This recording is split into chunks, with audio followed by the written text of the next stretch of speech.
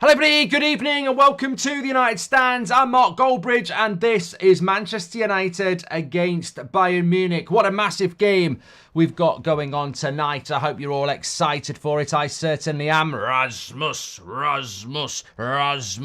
It's a big night. Needs must, not Rasmus. It's absolutely huge and I hope you're ready for it. I hope you are ready for it because I'm ready for it. Look, there's no part of me tonight that's thinking negatively. I mean, maybe that negativity will come at some point. But tonight, Matthew, I'm feeling positive, baby. I'm feeling ready. Are you ready? Because I'm ready. I'm ready. I've played the game and I'm ready for this. I'm quite happy with the team. Yeah, I'm quite happy with the team. A few people talking about that. Get your comments in. I am quite happy with the team. I think it could have been a little bit better. If we just had a little bit more on the bench, but you know, I think that we go with what we've got. There is no Martial, there is no Marcus Rashford. The bench is quite a concern if we need to do anything, but ultimately we're going to go with what we've got. We're going to go with what we've got, and we're going to see what we get. I mean, just going back to the team moves, we are sponsored by BoohooMan. We'll do that in a moment. But just looking at the team, hopefully Hugo gets some minutes in the second half. Proper talent to Sly. I really hope he doesn't, mate. With all due respect to Joe Hugel, I think he's an interesting player for the future. But I really hope he doesn't get any minutes. This is a Champions League tie against Bayern Munich, and I don't want to be throwing Joe Hugel. If we're throwing Joe Hugel into a game like that, did we throw Joe Hugel into a Bournemouth game? Did we throw him into a fucking Luton game? Did we throw him into a Burnley game? I don't want to be throwing Joe Hugel into a game like this, with all due respect. Dan Gore, yeah, I don't want to be throwing these lads into this. I mean, it's just, yeah, we can't be looking to players like that in a game like this. It would be desperate if we do, and that's fine. I'm just saying, like, this first team has got to deliver, and I'm very happy to see Rafael Varane back in the team. So as we go through the team, Anana, Dalot, Maguire, Varane, Luke Shaw, Scott McTominay, Amrabat, Bruno, Anthony, Garnacho and Højlund. Look, I'm not interested in the Liverpool game tonight. That's not what I'm here to talk about. Liverpool will take care of itself later in the week. My biggest concern, I mean, I'm very, very happy to have Rafael Varane back because I know there's been a fallout, etc. But whether there's been a fallout or not, Ten Hag can't be too harsh in the sense that the punishment has to be given. The punishment is served. Varane has not leaked anything to the press. He's not, had a tantrum. There should be a way back into the team, and I'm glad to see in a Champions League game, especially with his experience in the Champions League, that Rafael Varane is back. Johnny Evans on the bench. He could have gone with Evans. He could have put Luke Shaw at left centre-back. He hasn't done that.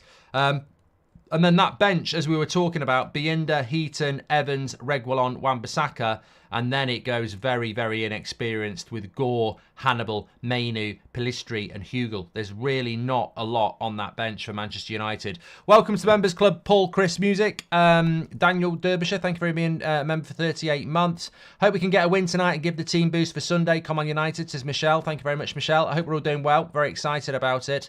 And yeah, I think that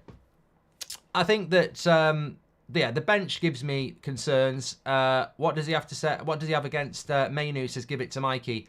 Well, the reason Mainu's not playing, and I've got to give a big shout out to Slow Sports News, who was at the Christmas show last night. He gave me this, and let's hope it works. It's a Christmas Scooby-Doo. And he is, I believe in Santa too, because I think for Scooby-Doo to perform tonight, he's going to need to really turn up. So let's hope we'll be kissing this a little bit later, because we've got our very own Christmas Scooby-Doo. And, for me, Ten Hag is taking a risk here tonight by picking McTominay, who I think isn't that good. I really don't. And I feel that the midfield is a problem for Manchester United, but Ten Hag will persist with it. McTominay goes forward too much. Bruno wants to go forward too much. And neither of them are really any good at playing the 6 or 8 anyway. So my concern looking at this game is, are we going to see Amrabat get run over all over again? I hope not. Rafael Varane to prove why he's the best, says Ramesh.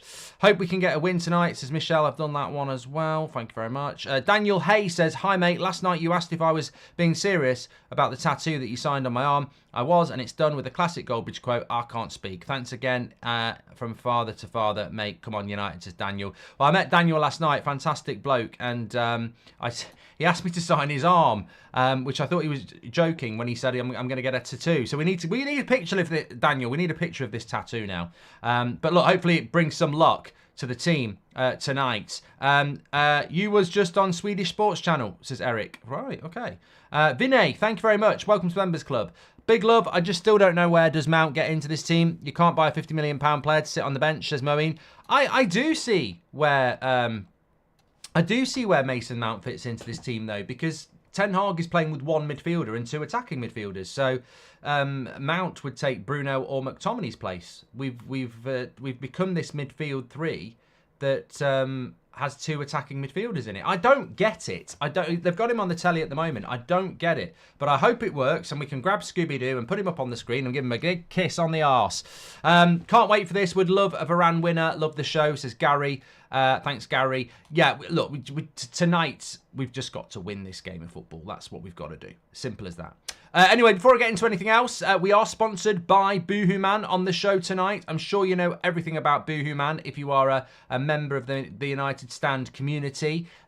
Link is in the description, or you can scan the QR code next to me. You know what's going to come. A little bit of trivia to get you in the mood for tonight. But don't forget BoohooMan clothing. I'm wearing one of the hoodies. In fact, there was a couple of people at the show last night who had this very hoodie on. Not this specific one, but this design. So get yours. It's got a lovely fleece lining, so they're very comfortable in these autumnal and winter nights. They've also got loads of clothing, whether it's gym wear, fashion wear, wear it down the shops, links in the description. You can also get, with the code Goldbridge, an extra 10% off their site-wide 70% discount. So you can get a massive discount with Goldbridge as putting it in as your discount. But let's do a bit of trivia from BoohooMan as always. See if you can pick this player. Guess who?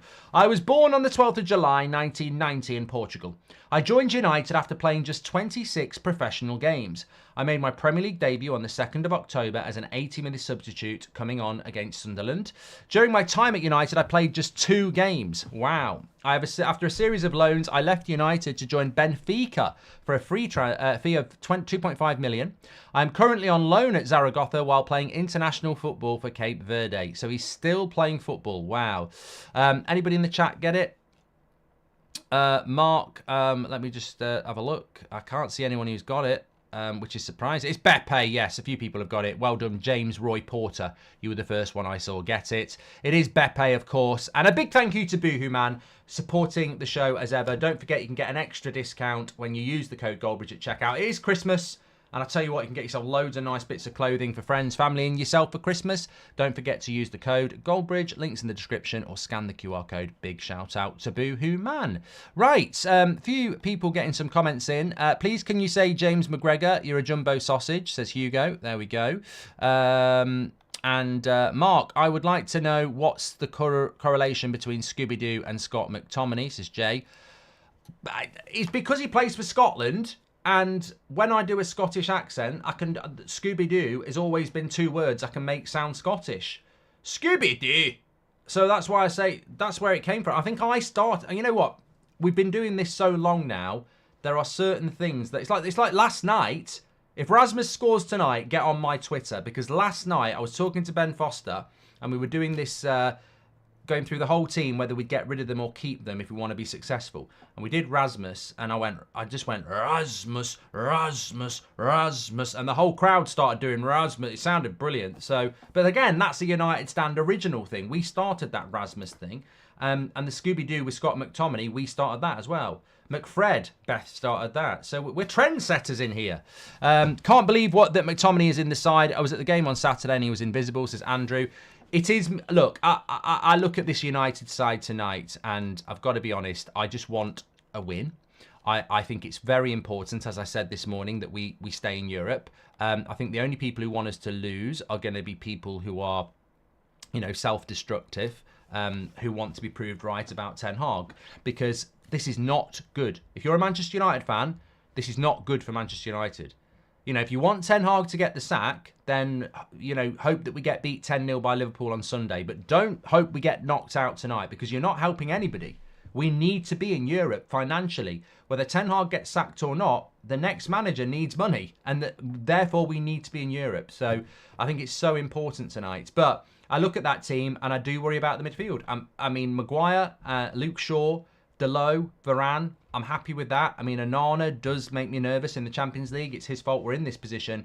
The front 3, 4, I quite like, but that McTominay's pivotal tonight, and not because he's a good player, but because he's a player that if he disappears, we're down to 10 men. But maybe he pops up with a couple of goals. Do you think it's time for Ten Hag to let Sancho back in as we're in crisis? No, I don't, Bounty Hunter, and personally, I don't think we do. And Chris says, I wouldn't mind Europa League if the other results don't go our way, since it gives us a chance, probably our only one, to qualify for the Champions League next year. Chris, I completely agree with you. I think that when you look at the Premier League at the moment, the best chance of qualification for Champions League is probably for us to drop into the Europa League. I don't want to... If somebody said to me tonight, what would you rather be in, the Europa League or the Champions League in February? I'd rather be in the Champions League.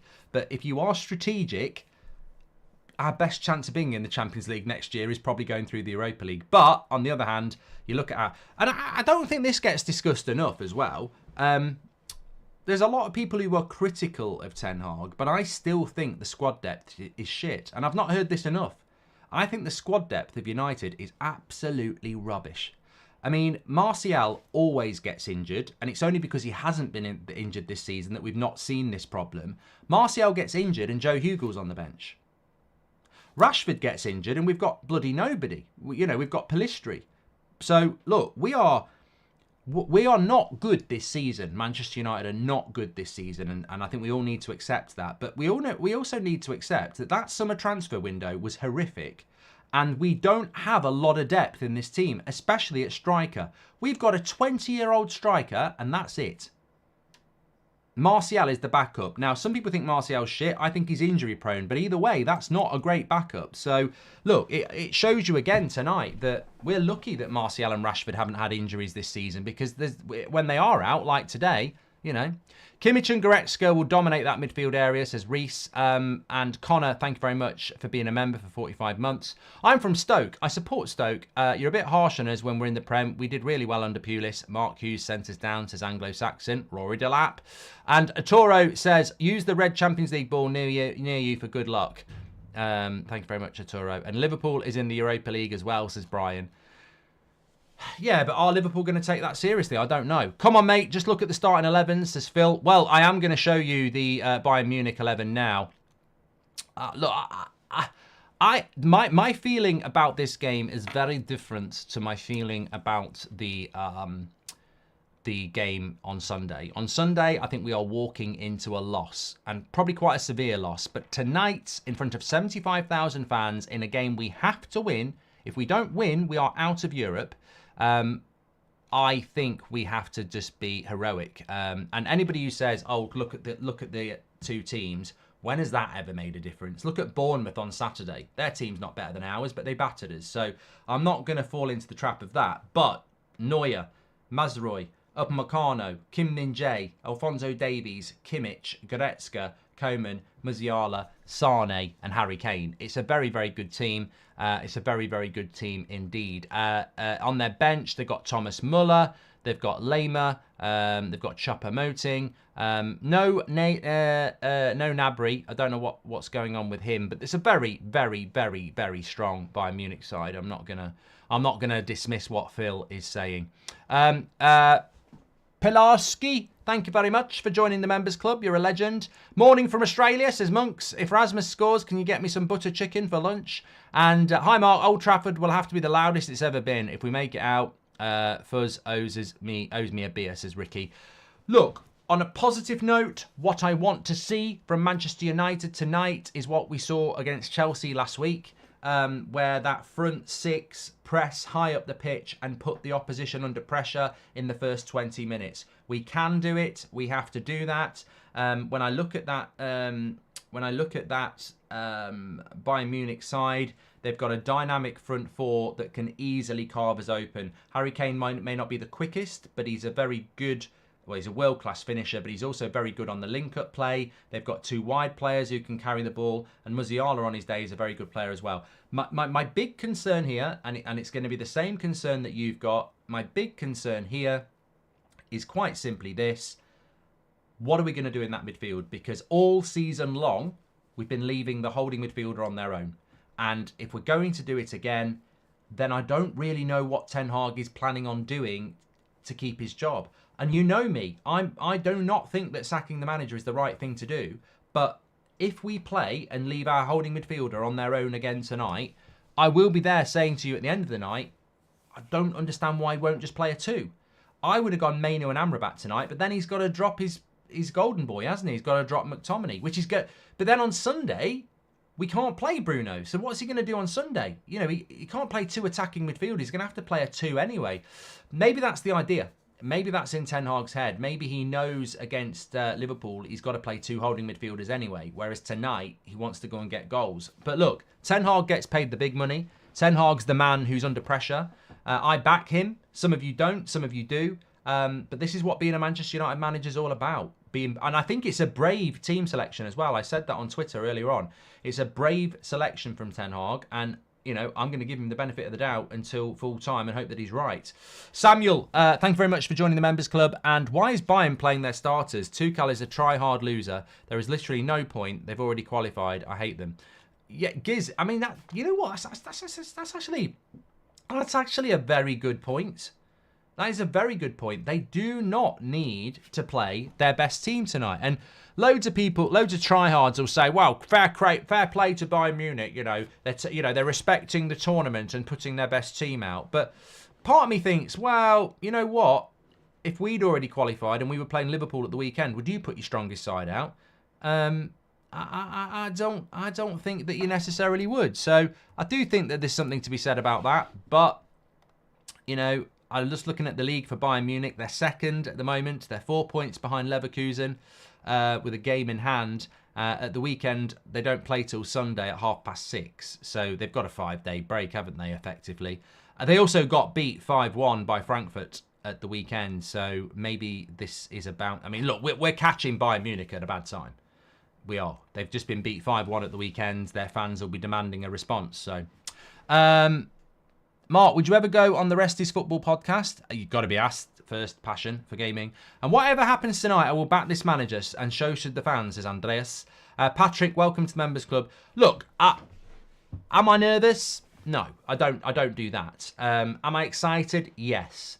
Am I excited we're going to win? Yes. Do I think we're going to win? I've got no idea at all. I'm coming into this game. I'm really excited about this game, actually. Probably Fulham, Chelsea and this are probably the most exciting games of the season for me because I'm absolutely 100% behind the team and the manager and I want them to go out and deliver. But I know that there's no guarantee with that. And what I will say is that after losing 3-0 at home to Bournemouth, if we get another pounding here and we get another pounding against Liverpool, things won't be looking very good, bruv. They won't. So, look, this is, as I said this morning, it's do or die for Ten Hag. He's got to do it. He's got to do it.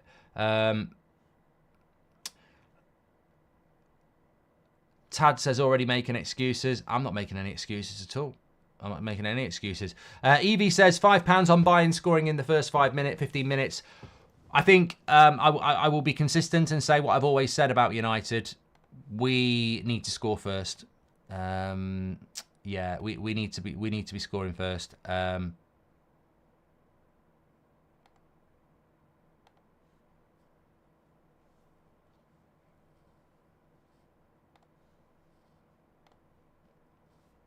Just catching up on your chats there. Thank you very much for your super chats so far, by the way. Make sure you subscribe to the channel, bottom right-hand corner. We are in for a very interesting night. There's no doubt about that. As we close in on 790,000 subscribers as well. Bottom right-hand corner to subscribe. Get involved with the United Stand. We're live every night at 8 o'clock, every morning at 10 o'clock.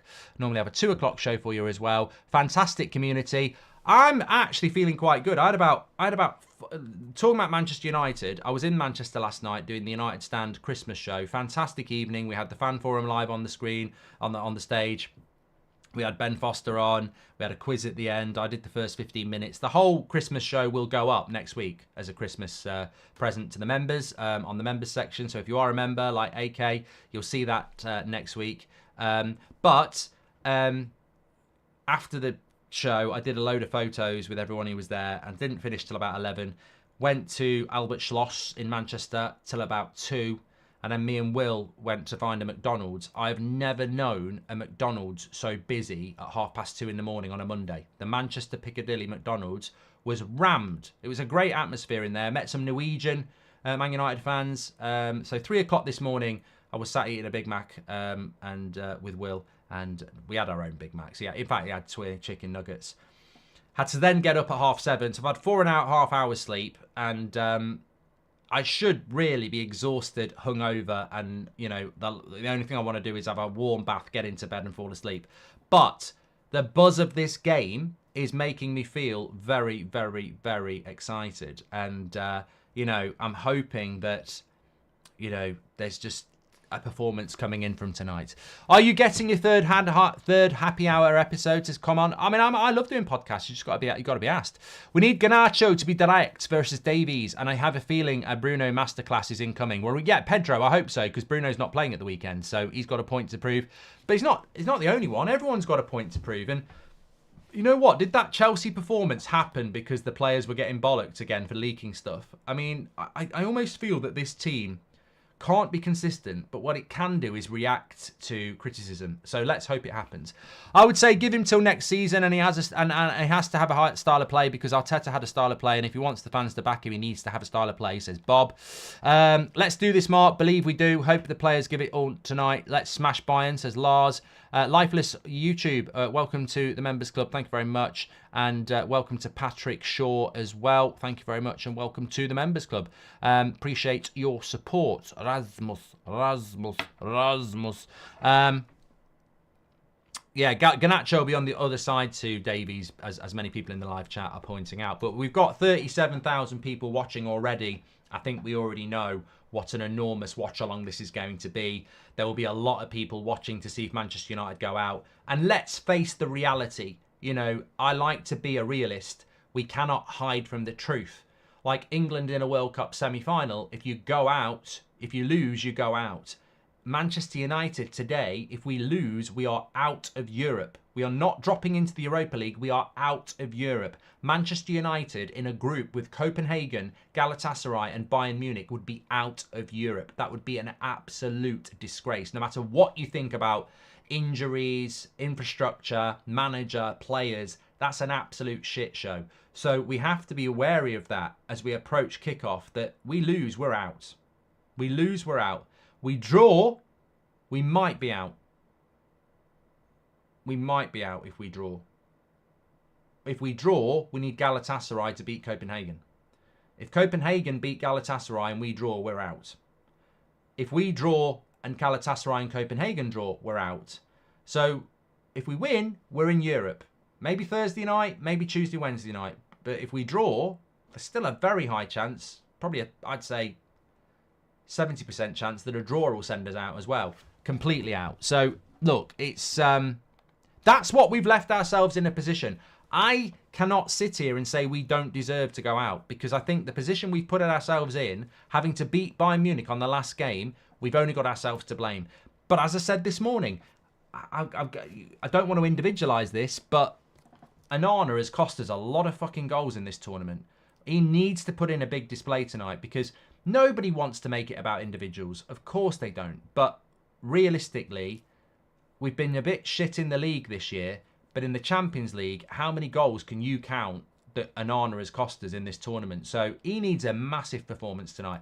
If he gets I think a clean sheet's what it's all about. If we get a clean sheet tonight, we've got a chance. But if we concede, you know, God knows what'll happen. Christmas greetings, says Jason. Please call my wife a prat. We love your show. Keep up the great work, and Merry Christmas, says Jason Whitehead. And Mark, when Stoke were in the Premier League, we had a great record against the top 6 under Pulis, who likes it in the windy Tuesday night in Stoke, says Anglo-Saxon. Anglo-Saxon is a Stoke fan, and I think he's joining in this Champions League watch-along to try and qualify Stoke. Won't work. Why is Onana starting with his bad Champions League form? I assume he will be nervous for this match since United are in a position they are because of him, says Dennis. Look, I don't really, you play as a team, you defend as a team. I agree with that, but we all know the situation that, especially that last game against Galatasaray, we would have won that game. And if we'd have won that game, we'd be in a lot stronger position tonight. Anyway, don't forget the bench for Manchester United does not have Marcus Rashford on. It does not have Anthony Martial on. So your attacking or midfield substitutions tonight are Mabry, Gore, Pellistri and Hugel. The crowd are going to be very important. I've got a feeling tonight. I've got to say, I've got a feeling tonight that we're going to do it. And let's hope that that feeling is correct. I had a feeling we'd get something at Anfield last year, and we all know what happened then. But you're legends for tuning in. We've got nearly 40,000 before the kickoff of this game. Come on, United, says Kicking It with Cade. Game will be won or lost in the midfield. And what do you want to see from our team today, says Manu. I want to win. Their midfield is going to piss all over ours, says Trey. No confidence in our squad. Possibly Kane hat-trick, says Ronald. Look, I acknowledge the negativity. Markets are very desperate and low to expect them to start a weaker lineup to give us a better chance of winning, says Chris. Mate, I couldn't give a shit. It was only somebody mentioned it in the chat. I thought we were out even if we drew, as it's decided on head-to-head, says Elite Level. Yeah, and our head-to-head against Copenhagen is a draw and a win. So we'd go through. If we're level with Copenhagen, we go through. Less nervous for this game than I was against Galatasaray, feeling positive and reckon that this could turn our season around. Let's go United, says Connor. And Neuer is giving me flashbacks from the Welbeck chip, and welcome to Members Club Spork. Look, thanks everyone for tuning in. Let's hope that Man United can get this done tonight. Huge game. Huge game. And look, I'm going to say it once, and I'm not going to say it again. If we... I can see all permutations, and I can guarantee none. If we concede early, they could go and win this game 4 or 5-0, and those heads could drop to the floor. But the players need to be scared of doing that. They do. And let's not forget, we've not mentioned the Garnachos. We've not mentioned the Rasmus. We've not mentioned the Anthony. As a front three, we've got a very small evidence pool.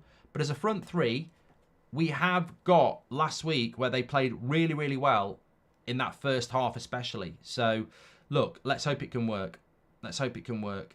One thing I would say about those three is they will never stop running. It's a hard game for Varane to come back into, Alan. Yeah, I'm not putting any pressure on it, but he's our best centre-back. Let's win this, as SJ. Maguire and Varane don't necessarily always work, do they? I mean, I don't think Varane and Maguire actually work that well. I presume Harry Maguire will play next to Luke Shaw. It'd be stupid if Maguire needs to play left centre-back. Without any doubt. That's what we want to see because he's got a relationship with Luke Shaw with England. It's vital to attack the Stretford end in the second half, and we're not doing that, Lee. We're attacking the Stretford end in the first half. Hi, mate. Just started watching all your content. Really helping me through tough times. Thank you and can't wait for this game, says Lee Clark. Thank you very much, Lee, and I hope you're doing okay. You know what, actually, I was at the show last night, at the Christmas show, and I was doing some photos at the end. I'm not going to name the name because it's not fair, but... One fantastic legend had his photo, and then he sort of leant into me and whispered, and he said, look, you know what, I love the content, and if it wasn't for the United stand and the community, I'm not sure I'd be here today. And it's probably one of the nicest things somebody's ever said about this channel, because you don't really realise until you meet people in real life the impact that this community has. It's such a positive thing, and you're always going to get haters are going to hate. People are like, oh, who goes to a United Stand show? Well, maybe people who are part of a community that actually is real and not part of Twitter, which isn't real. So, let the haters hate, I would say, because I met loads of people last night who really value and love this community that we've built. And anyone who slags it off just doesn't get it, do they? Anyway, Bayern Munich had a very good start there. Very good start. They put a cross across the box from Harry Kane, and it could have been 1-0 to them. So it's a frenetic start to the game. And why is McTominay running away from the fucking ball? Great start, Scott. Misplace a pass and then run away from it. I visited Old Trafford as a youth with dozens and dozens of kids. I saw Sir Bobby Charlton, a great memory, Mark. I love football, says Anglo-Saxon. We're not asking, we're demanding, says Nigel. And I love the show, keeps me going at work. Could you call my mate Simo a prat? Ten Hag in, says R. Moores. Thank you very much, pal. Tagged you in the photo on Twitter of the tattoo, mate, and sent a DM. Thanks again, Daniel. Thanks very much. I don't know whether I'll see it on Twitter, Daniel. I might need your Twitter. I'm not asking, I'm demanding, says Nigel. And Spork, welcome to the Members Club. Long ball forward by Bayern. It's a very, very fast start to this game. And Maguire just knocks it out for a throw-in, which isn't necessarily bad. Interestingly enough, and I don't like this as well, I think Maguire's playing as the right-sided centre-back. Which, again, to me, is ridiculous. I'll take this down for the end of the game. Right, so Harry Maguire, who has a good relationship with Luke Shaw for England, has spent 2 years playing as a left-sided centre-back for England and Manchester United, is playing as the right-sided centre-back, and Varane is playing as the left-sided centre-back when Varane's best position is a right-sided centre-back. I mean, people say, what does it matter? It matters a lot. It's all about relationships and comfortable, you know?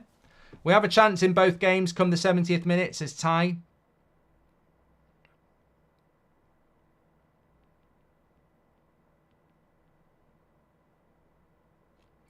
Balls with Manuel Neuer here.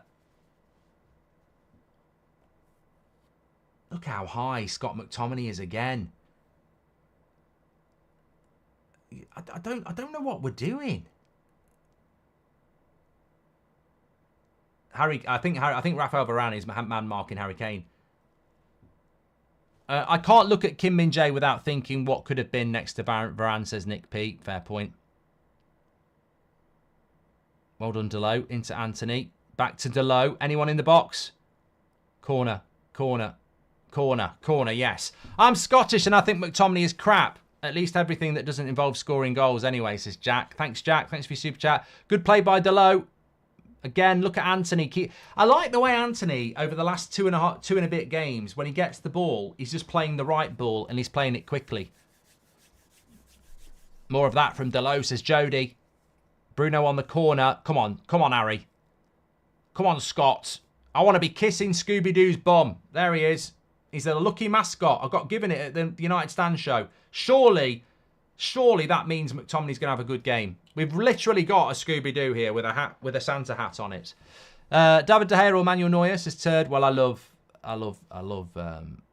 David De Gea. What a ball that is out to Anthony on the right hand side.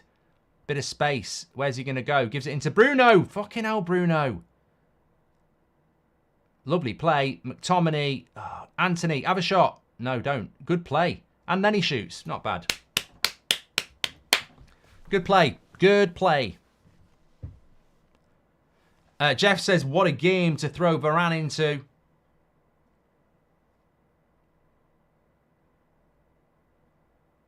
Anthony's fucking miles off with that shot.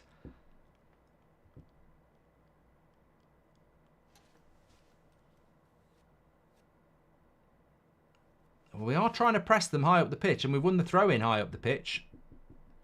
This is, I mean, look, this is more like Chelsea than it was against Bournemouth. We did not press well against Bournemouth at all. And, you know, people will say, well, that's on Anthony Martial, but I don't know what it was on, but it didn't work. But in this game, it's definitely working better. And I think the reason it works better, and you go back to all those discussions we had about Rasmus in the summer and all the hipster videos, but I remember saying this, and Rasmus Højlund is a very intelligent presser of the ball. And what people don't understand about pressing is it's not about running fast in a straight line. It's about angled runs. It's about curving your runs. And Rasmus is very good at it. Marcus Rashford tends to run in a straight line fast.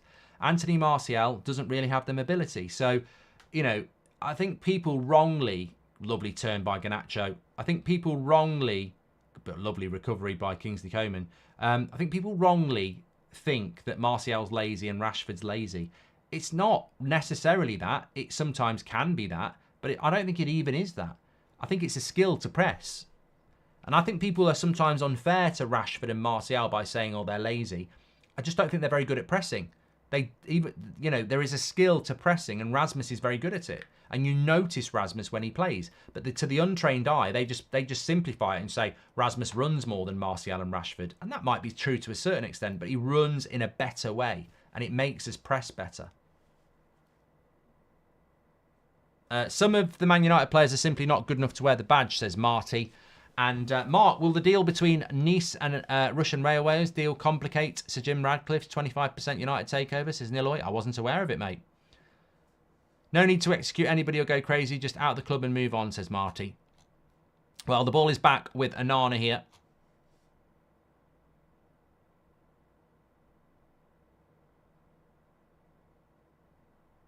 Jake says it's not hard to press, mate. We got taught how to press in under 8s. Well, it is actually. Sunday League under 8s football is not how you fucking press, mate. I'm here to watch Man United play in the Champions League, but if you think pressing is what you did in a Sunday League under 8s team, why is it that people like Ralph Rangnick and Pep Guardiola revolutionised football in relation to pressing? It's definitely not easy to press because it's your whole team, it's how you run, it's where you run. Lovely play by Anthony down the right-hand side. Oh, I love it. Oh, he's a bit unlucky there. He should have got a foul.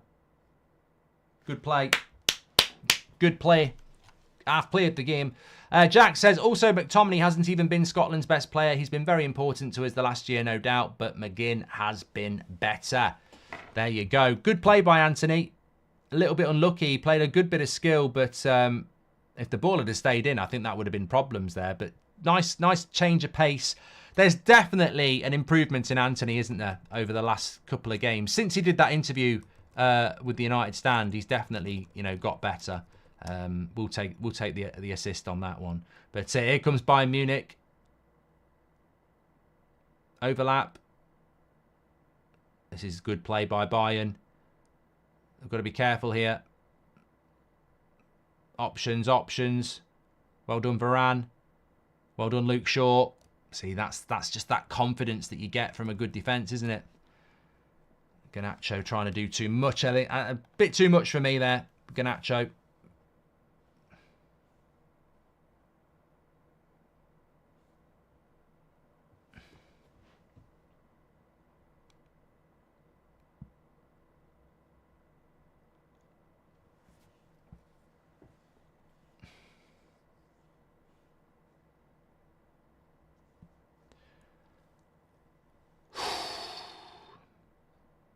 Are you nervous? No, I'm not really nervous. I mean, I suppose, come on, I'm not going to give it the big one. I suppose I am nervous to a certain extent because if you concede that first goal, the panic will set in and the team could drop down a little bit. But I just think it's a fascinating game in the sense of how it's going to play out. I think the first goal's massive. I'm terrified of Manchester United's mentality when things don't go their way. That always bothers me. And we're playing a good side, I don't think we've got no divine right, whether we're playing well or not, whether we're top of the league or where we are now. You've got no divine right to say we're going to beat Bayern Munich. You've got to work for it. And Bayern Munich are on the attack here with Kingsley Coman. Lots of numbers back for Manchester United. You see, even that, I don't know about you there, but even that shot from Harry Kane, which is scuffed and low, you're looking at Onana going, is he going to fucking save it? Because Palmer scored a very similar goal last week. He does not fill me with any confidence, Onana. That is an easy save, and he should save it. But you still go, it's going near the goal. It's going near the goal. I tell you what, Varane's looking good. Nice little layoff to Rasmus. Should have been a foul. Why have northern teams dominated our football leagues forever? It's a fact, says Anglo-Saxon. Bayern just need to shoot straight at him, says Disease Gaming.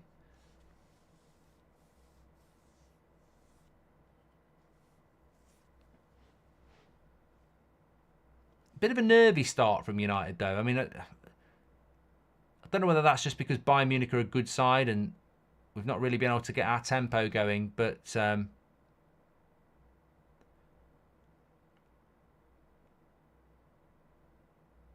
lot of possession here for Bayern Munich. What are we doing stats-wise here? Let's have a look. Yeah, lots more possession for them. Fucking nearly 70% possession at Old Trafford. However, the kicker to that is this. Last season, I watched Bayern Munich 2 legs against Manchester City in the Champions League knockout stage, and they had way more possession than Man City. So they are a high possession side. They are a high possession side.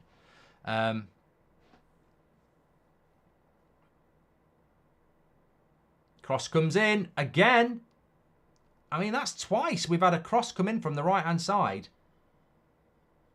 Luke Shaw's a little bit... Well, look. In fairness to Luke Shaw, he's up. They're both up against very good wingers here, but this is more... Yeah. I mean, that is worrying. I don't know what Luke Shaw thinks he's doing there, but he's not actually getting a good cross on that. Bounty Hunter says, love your channel, Mark. You're top notch. Thank you very much, mate.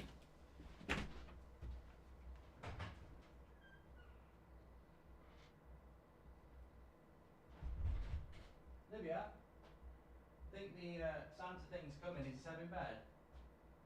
Seb, you asleep? Seb? I want to see if he wants to get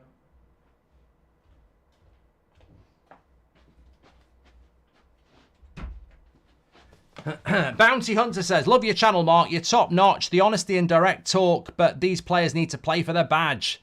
Bayern on the attack. Hi, Mark. What's the worst glory bash you've had? I'm Scottish and was told I was wrong as there was nothing Scottish about United. It was 2010. Jack, I don't know what you're talking about. Cross comes into the box. Varane heads it away. Second shot. Varane heads it away again. Fucking hell, Varane's having a great game here. He's having a great game. Still have hope that United are going to get round of 16, says Alan.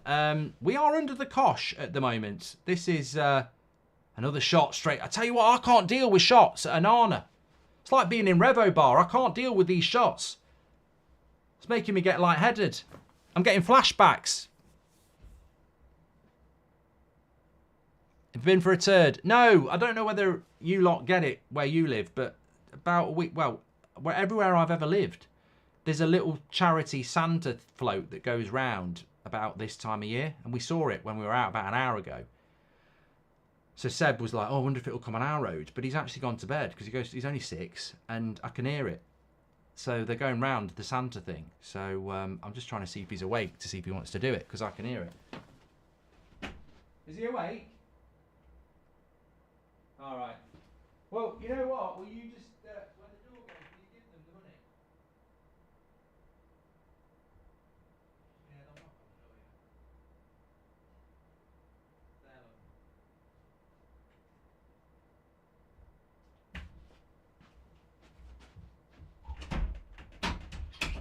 yeah. He's a typical bloke. Typical bloke. He's been going on about it all night, Seb, saying, wake me up if it comes round. We've just gone and woke him up. He says, I'm not bothered. Typical bloke. Oh, well. Probably went, it's not the real one. It's just somebody dressed up. Anyway. It's still 0-0 here. And as I said to you this morning, I will take... I mean, look, I don't really want to draw. But this feels like it's a Varane trial for Bayern. Play well tonight and get your move, says Nick P. It's ridiculous, isn't it? Kane's been on fire, Mike. Kind of ironic if he scores tonight. Thought he was coming to United a long time ago, says Anglo-Saxon. Hi, Mark. Just to say, you're keeping me sane in this hard time for me as my nan passed away. Sunday just gone, so thank you for what you do for United, says Anthony. Sorry to hear that about your gran, Anthony. And you're very welcome on the community, as you know. And let's hope we can get a win tonight, hey? Let's hope we can. But yeah, going back to what Nick P was saying about Varane, when he's out the team, it's very easy for people to say, "I'll fucking sell him," this, that, and the other. He is our best centre back by a very long way. If we're looking to get rid of him, it's because of his wage, which is just stupid. Like, he's our best centre back by a massive way. And is that what Man United are now? Selling their best players to cut the wage bill? Hi, Mark. I was one of the podcast winners. I was in a white coat and only managed a quick photo. Me and my dad really enjoyed the live show, says Benjamin. Thanks, Benjamin, and well done. And I did so many photos last night. I can barely remember anybody, but thanks very much for coming to the show. It was really enjoyable and great to meet so many people. Can you keep us updated on the other game, Mark? I can. With the click of a button, Copenhagen Galatasaray is 0-0.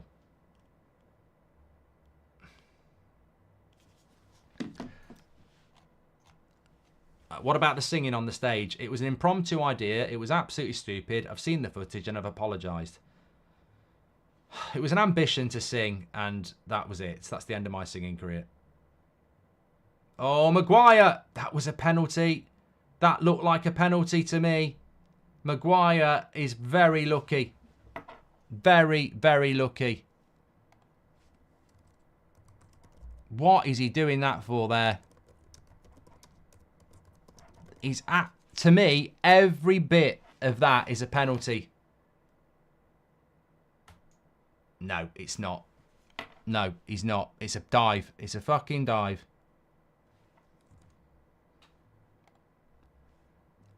Absolute dive. And it's not a clear and obvious error. Should be booked for diving. Should be sponsored by fucking Speedo. Brilliant refereeing.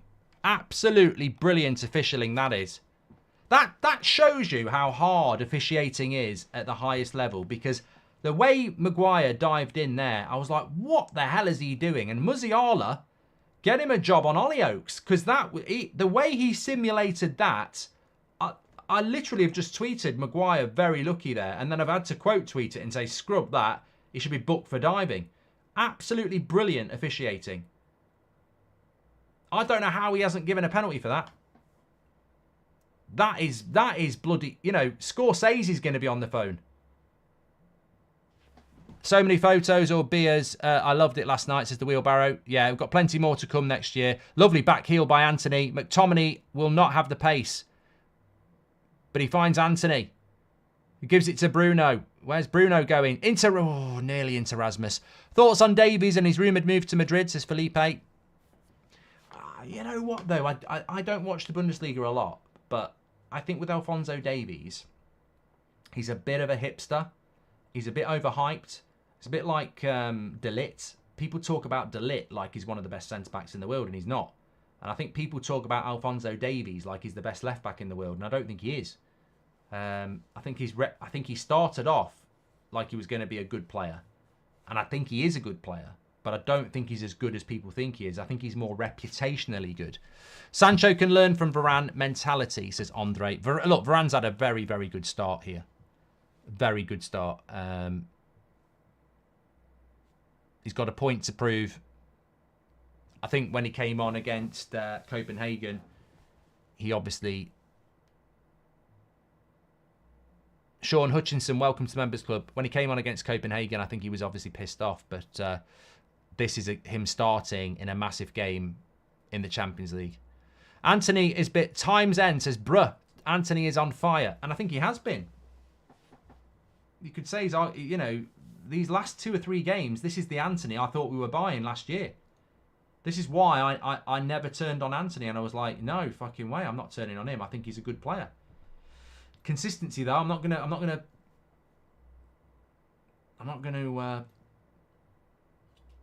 nail my flag to that mast just yet, but I do like Anthony. I think he's had another good start to this game, and I'm hoping that after 20 minutes, United have settled a little bit here. Thanks for subscribing, Louise. We're on the road to 790 tonight, actually, so please do subscribe if you're new. Bottom right-hand corner, get involved with the community. We were in Manchester last night with 600 legends at the United Stand Christmas show. Already getting ready to book next year's. Yeah. I know where it's going to be. Just sorting out the venue. Good players can use both feet, says Marvin. Look at that Varane going forward again. Can you hear that noise in the background? Santa. It's Santa. Santa, come on the show. We could do with a present.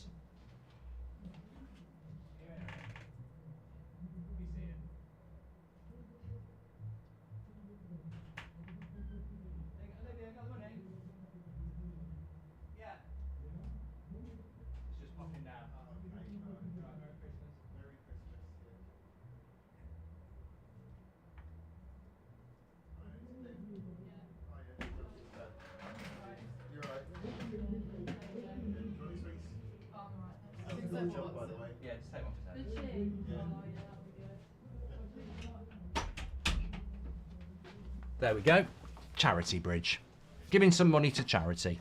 If I'd have come back and sat down and they've scored, I'd have lost my shit.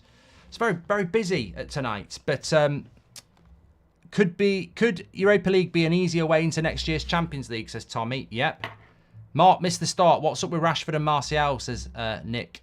LeBerm has gifted 10 memberships, by the way. Sean Hutchinson, thank you very much for joining the members club, and Dominic as well. Just catching up here.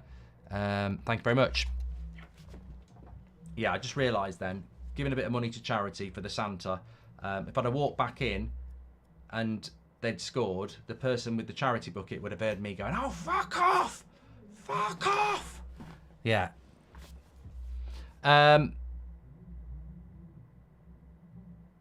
It's a good game so far. It is, and it's still 0-0 in Galatasaray Copenhagen, which is in Copenhagen. We want a draw in that game. We want a draw in that game, and if we want a draw, but if anyone's going to win, we want Galatasaray to win, because then we could draw and go through. But we want a draw. All right, Santa, you can fuck off now. Come on, I've got a live stream to do. Can you hear ho ho ho? Can you hear that? Give us a goal, Santa. Give us a goal. Here's Luke Shaw. He's going to hit it. Oh, straight at Manuel Neuer, up over the bar. Attacking the Stretford end in the first half is not. People say it's a pitch. It's the same at either end. There's fans at the other end, but look, we've seen those European nights attacking the Stretford end, and many years ago, I remember a late goal in was it the Champions League semi-final in '99? Ryan Giggs in the first leg. Maybe it was Inter actually in the quarter-final, but we've scored many a important goal at the Stretford end in Europe, but we won't be doing it in the second half because we're attacking the Stretford end in the first half.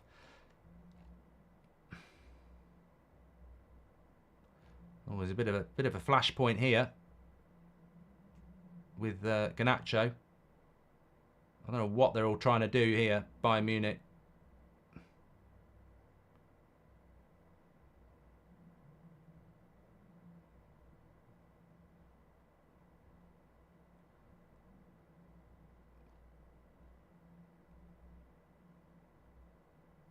I don't know what happened. I like this though. A bit of spice. I mean, there's nothing in that.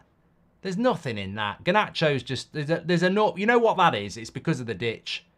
Anywhere, any other football ground, nothing happens. Koeman actually falls because the pitch falls over there. There's nothing in that. We can only go through if Galatasaray and Copenhagen draw and United win. Galatasaray would be on 8 points and United on 7. No, Ryan, I don't want to confuse people. What I'm saying is we need to win to have a chance of going through, but there is a way through if Galatasaray win and we draw, because we'd be on the same points as Copenhagen and we'd go to the Europa League. So thank you, Alec. Watching from Louisiana. I love the United stand, says Weston, and you can only pick one. Which former player would you choose for this team? Beckham, Rooney, or Evra? Rooney, Chris. Watching, thank you very much, and appreciate that.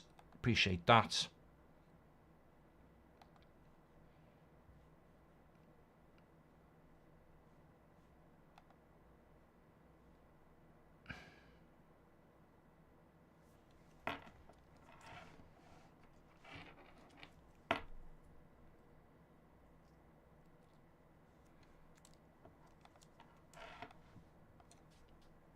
Good pressing from Man United here.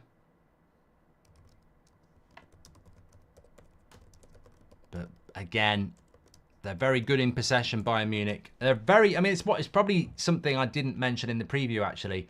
Bayern Munich are very, very, very, very good in possession. And it could be 1-0. Oh, Jesus Christ. Tell you what, living on the edge a little bit here. It's good defending from Manchester United, but I thought this was going to be a goal. Leroy Sané, little 1-2, away from Amrabat, into the box. Oh, I don't think Maguire gets anywhere near him. I think it's a... I don't think there's anything there. I just think Sane passes it. I thought it was a tackle, but it looked more like he laid it off. Liverpool supporter here. I still enjoy the streams a lot, especially the career mode. Keep up the great work, says Arcade. Thank you very much. Welcome to the Members Club, Anthony. Cross comes into the box. Harry Kane, that's gone out for a throw-in. So far, I like the way we played. Maintain it and keeps it slow, composed. How good Neuer in the team, so confident, says Sir John. I don't know. I think Bayern Munich look the more dynamic team, but you just got to stay in the game. Has anyone seen Scott McTominay anywhere, says Shady. Well, in a game like this, I don't know. I mean, the only alternative is the alternative is to play Kobe Mainoo, isn't it? Arcade has gifted a membership. I don't think Donny van der Beek's on the bench tonight, is he?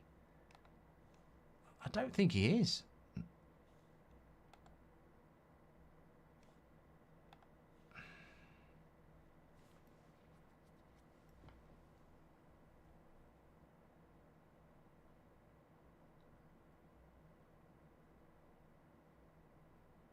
How does it work in Man United and Copenhagen head-to-head? Do we beat Copenhagen or Galatasaray in any head-to-head scenario? We don't Galatasaray because we didn't beat them. We drew and lost, but we beat them 1-0 and they beat us 4-3. So are they better than... Are Copenhagen ahead of us in a head-to-head, and why? There's a question for you. I really enjoy watching Tuchel's teams. He's great, says Dead Zone. Beckham all the way, says Bjorn. Work rate, defending, passing, crossing and shooting. But I really love Rooney too, says Bjorn. And looking at Varane playing as a left centre-back makes you wonder why Erik Ten Hag benches him when he's our best defender. McTominay letting Sane through, by the way, says Mario Franco. Thank you very much. Oh, yeah, Donny wasn't registered, Stu. Thank you very much.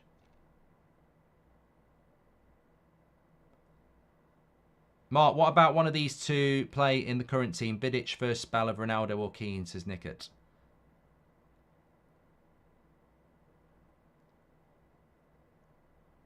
Bring Keane back, yeah. And Donny is not in the Europa squad, thank you, says Bjorn. And Mark, first knighted footballer, the original wizard of dribble, says Stanley Matthews, says Anglo-Saxon. Thank you. And Donny van der Beek isn't registered, says Jason. I'm trying to see if somebody... Sod off you, Pratt, says Ethan. Thanks for your super chat, mate. Apparently, we have a better head-to-head than Copenhagen because we scored more away goals. They beat us 4-3. We beat them 1-0. But we scored 3 goals away from home. So that's what I mean. We've got a worse head-to-head with Galatasaray. We've got a better head-to-head with Copenhagen. So we can draw and go through, but we need Galatasaray to win. There's a foul on McTominay there. Sane gets booked. Thank you, Nick.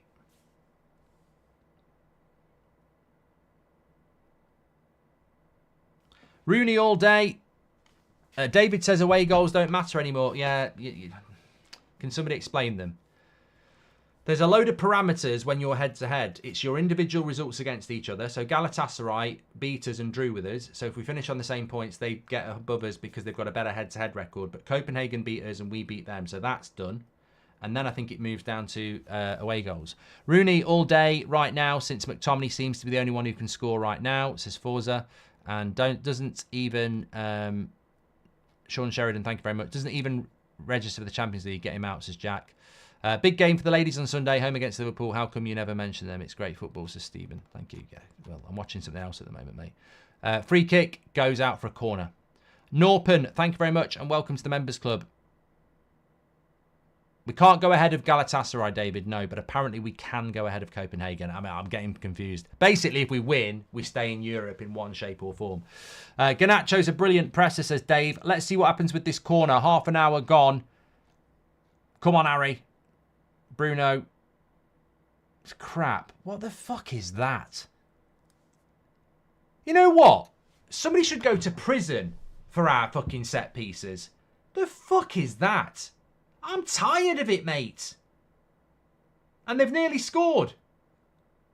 The fuck are we doing? Absolute joke.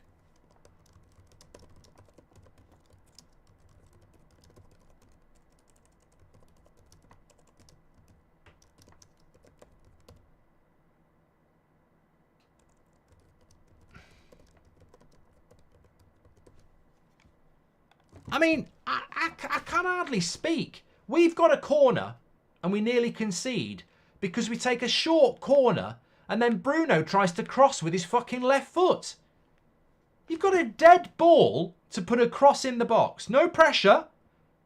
We take it short and Bruno crosses with his fucking left foot across the ground. What the fuck's going on with this club and set pieces? Do we just not practice them? I don't understand it. Garnacho is a good presser. I've done that one. Do we actually train corners? Exactly, Jack. We're shit at them. Look, look. If you know, you know. That's not just one isolated instance. If you're visiting for the first time, going, why is Goldbridge moaning about one corner?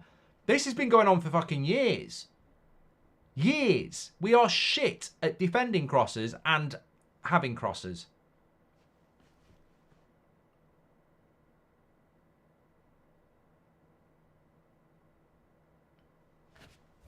Throw into United. Do United coaches realise nearly impossible to score from an outswinging? It's so naive, says Red Army.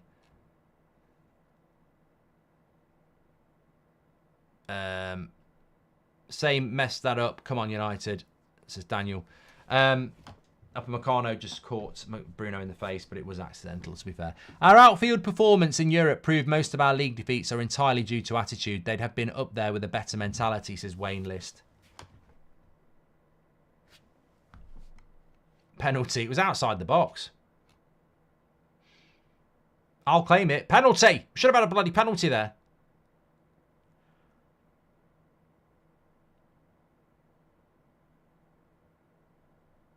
Nice ball by Varane. Oh no, it's just a little bit overhit. A little bit overhit.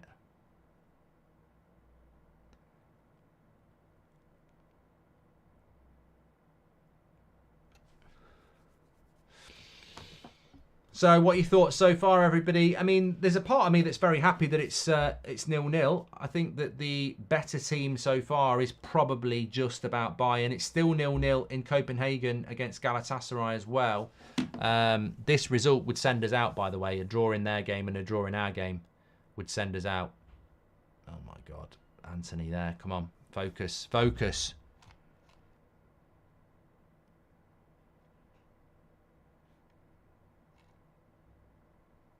Bit of pressure from the press here. Neuer. Go on, you've got that, Garnacho. Good play. That's what a good press does. Oh, lovely play by Garnacho, but a little bit unlucky.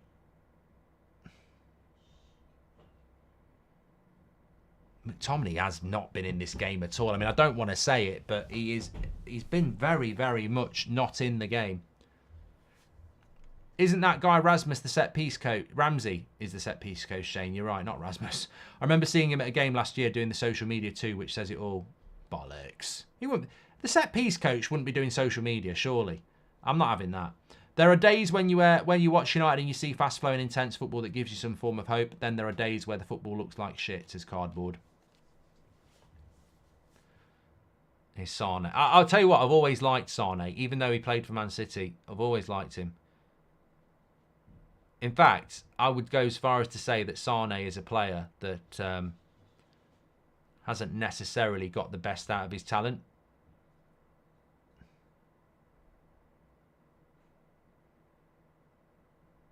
I tell you what, Bayern seems to be getting a lot more joy out of Luke Shaw's side with Kingsley Coman than they are the left-hand side. But I'm not going to criticise Dalot and Sancho too much. I think we look for mistakes and go, they're coming down that side, they're coming down that side. But it's Bayern Munich, and they've got two very, very well-known, talented wingers, and you know they are going to get at you. It's a bit like playing France, isn't it? With Mbappe on one side and Dembele on the other. You're not going to keep them quiet. And not Sancho, Sane. Sancho sat at home playing Fortnite. I wonder if he actually does watch the game. Probably in a Bayern Munich top. I'm joking. But then again, if he wants Ten Hag to go, he might be. Oh no, what's wrong with Maguire? No, no, no, not, no. No! No! I never, ever, ever, ever see Harry Maguire get injured. Oh, and it's so innocuous as well. It's another Martinez from last season where nothing is going, nothing's near him, and his groin's gone. Oh, for fuck's sake.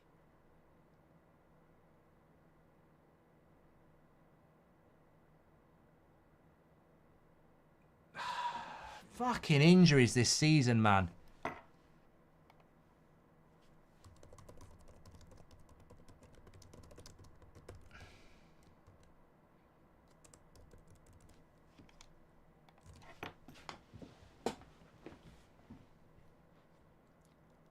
I'd put one. You know what? I just saw a comment in the chat. I'd put Wan-Bissaka on. Or put Luke Shaw at left centre back. Put Luke Shaw at left centre back and put Reguilon on. I wouldn't go Johnny Evans. I wouldn't go Johnny Evans.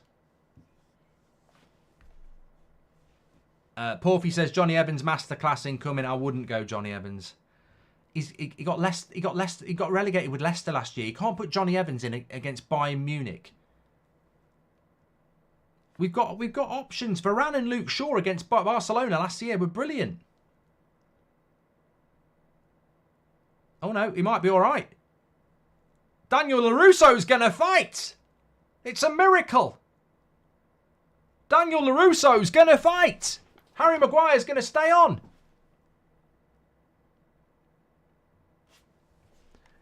We got him from Chelsea and he was the under-23 assistant manager, not even good enough to be the actual assistant manager, says Jack, talking about Ramsey. Good night for me so far, Mark. Bristol Rovers are winning 3-0, says Matt. And when it rains, it pours. Thanks to you and the rest of the United stand for helping all of us out during this tough season, says Bryce. Thank you, Bryce. You had to make that video today about injuries, didn't you, says John. That was a good video. It's had a good reaction to it. It's for intellects, that is. That's football video. Is it his groin? He was holding his member. Maybe it was just an itch, says Nick. To be honest, his groin is not where his cock is. I didn't want to be, you know, men will tell you, but where he was holding, that's not where your groin is. But it looked like a groin thing. No, he's coming off. He's coming off. It is a groin.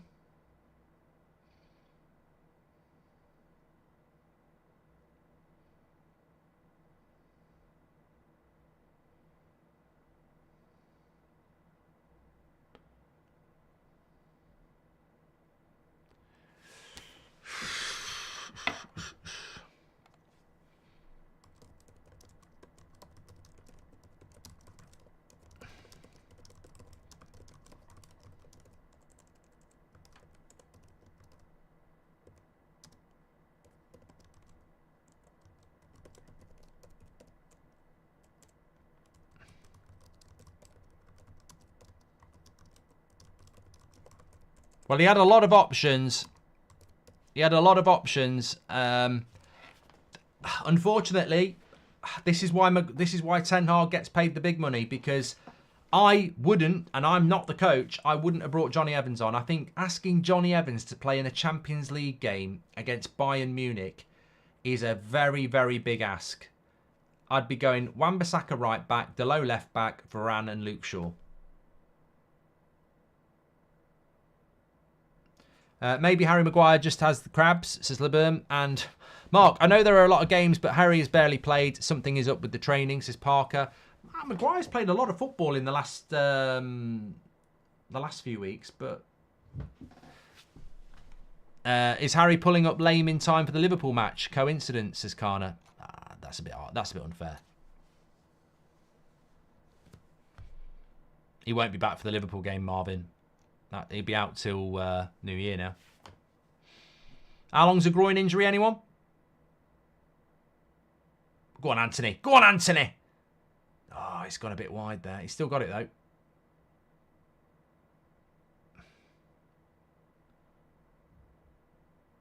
Oh, two clips to be there.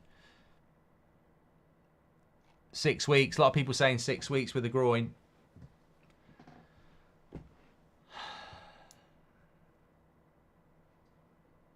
Martinez is nowhere near being back. Lindelof, I don't know what's wrong with him. Come on now. This is just getting silly, Eric. Is he trying to get himself the sack, says Chris.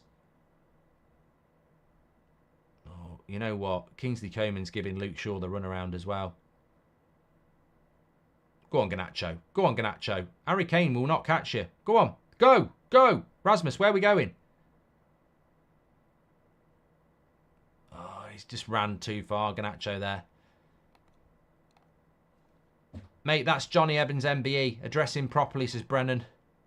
Thanks everyone who's tuning in, by the way. Please do subscribe. Bottom right-hand corner. We're on the road to 790,000 tonight. Make sure you subscribe. Get involved with the United Stand. We've got the match reaction straight after this where we do the player ratings voted by you. And then we've got the fan forum. Groin injury equals 3 to 5 business days, says Zorks. No, that's your Christmas shopping for your wife. And you'll have a groin injury if you don't remember. Trust me.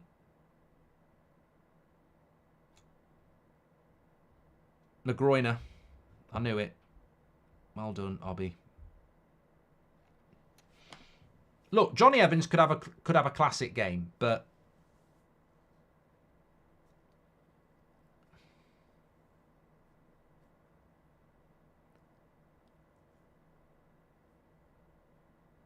just shows you, though, injuries can happen to anyone because I was very... Everybody's human, but there's just certain players in this United team that you don't expect to get injured. Bruno Fernandes would be one. Harry Maguire doesn't normally. And a good block. I tell you what, Amrabat's done all right tonight. Been a very typical, underrated holding midfield role from Amrabat tonight. Might force owners to buy a good centre-back. Maybe Todibo, says Rahil.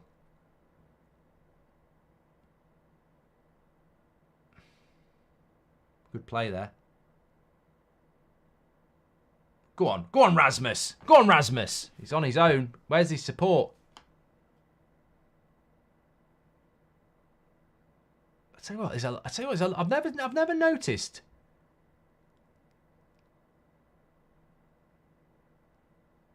I have never noticed so many players going off the edge of Old Trafford.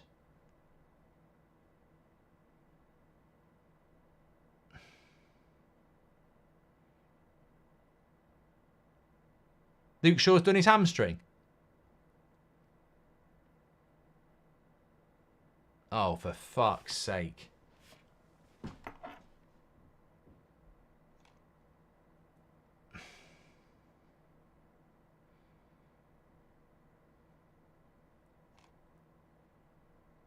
I think people are cheating. I think... No, he's all right. He's all right. Great tackle by Luke Shaw. There's no hamstring injury there.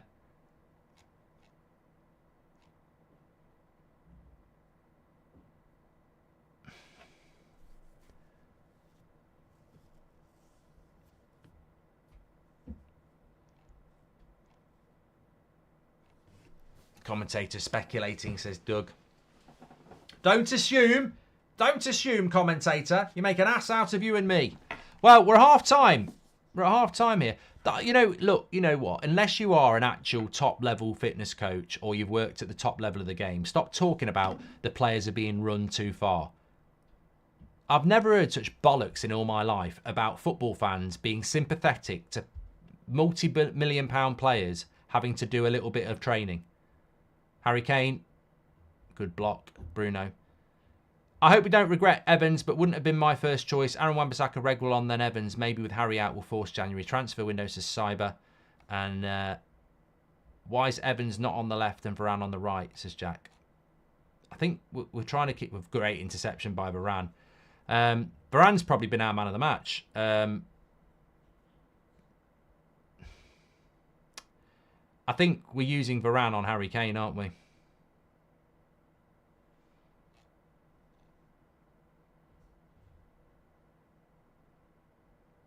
FPL Fozzie says put McTominay at centre-back.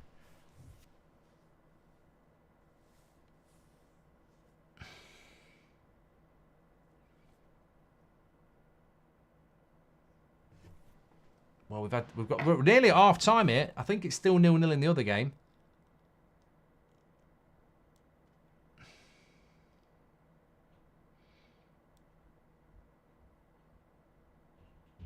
Yeah, it is. It is still 0-0 between Copenhagen, and it's half time there. 0-0 between Copenhagen and Galatasaray. So that's still a good result for Manchester United if we can get a result here.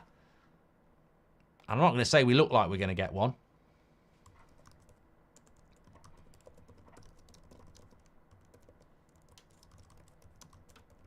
Not really created anything.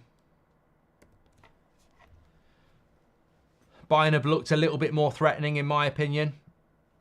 There's nothing on the bench for Man United, by the way. It's not like you can bring a Rashford on or a Martial or a Mason Mount or a Christian Eriksen. There's nothing. Well, there's kids. Hugel, Pellistri, Mabry, Gore.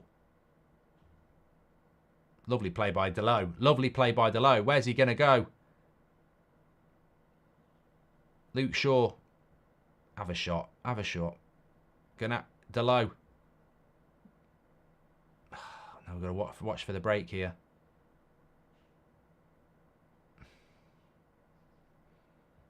Garnacho.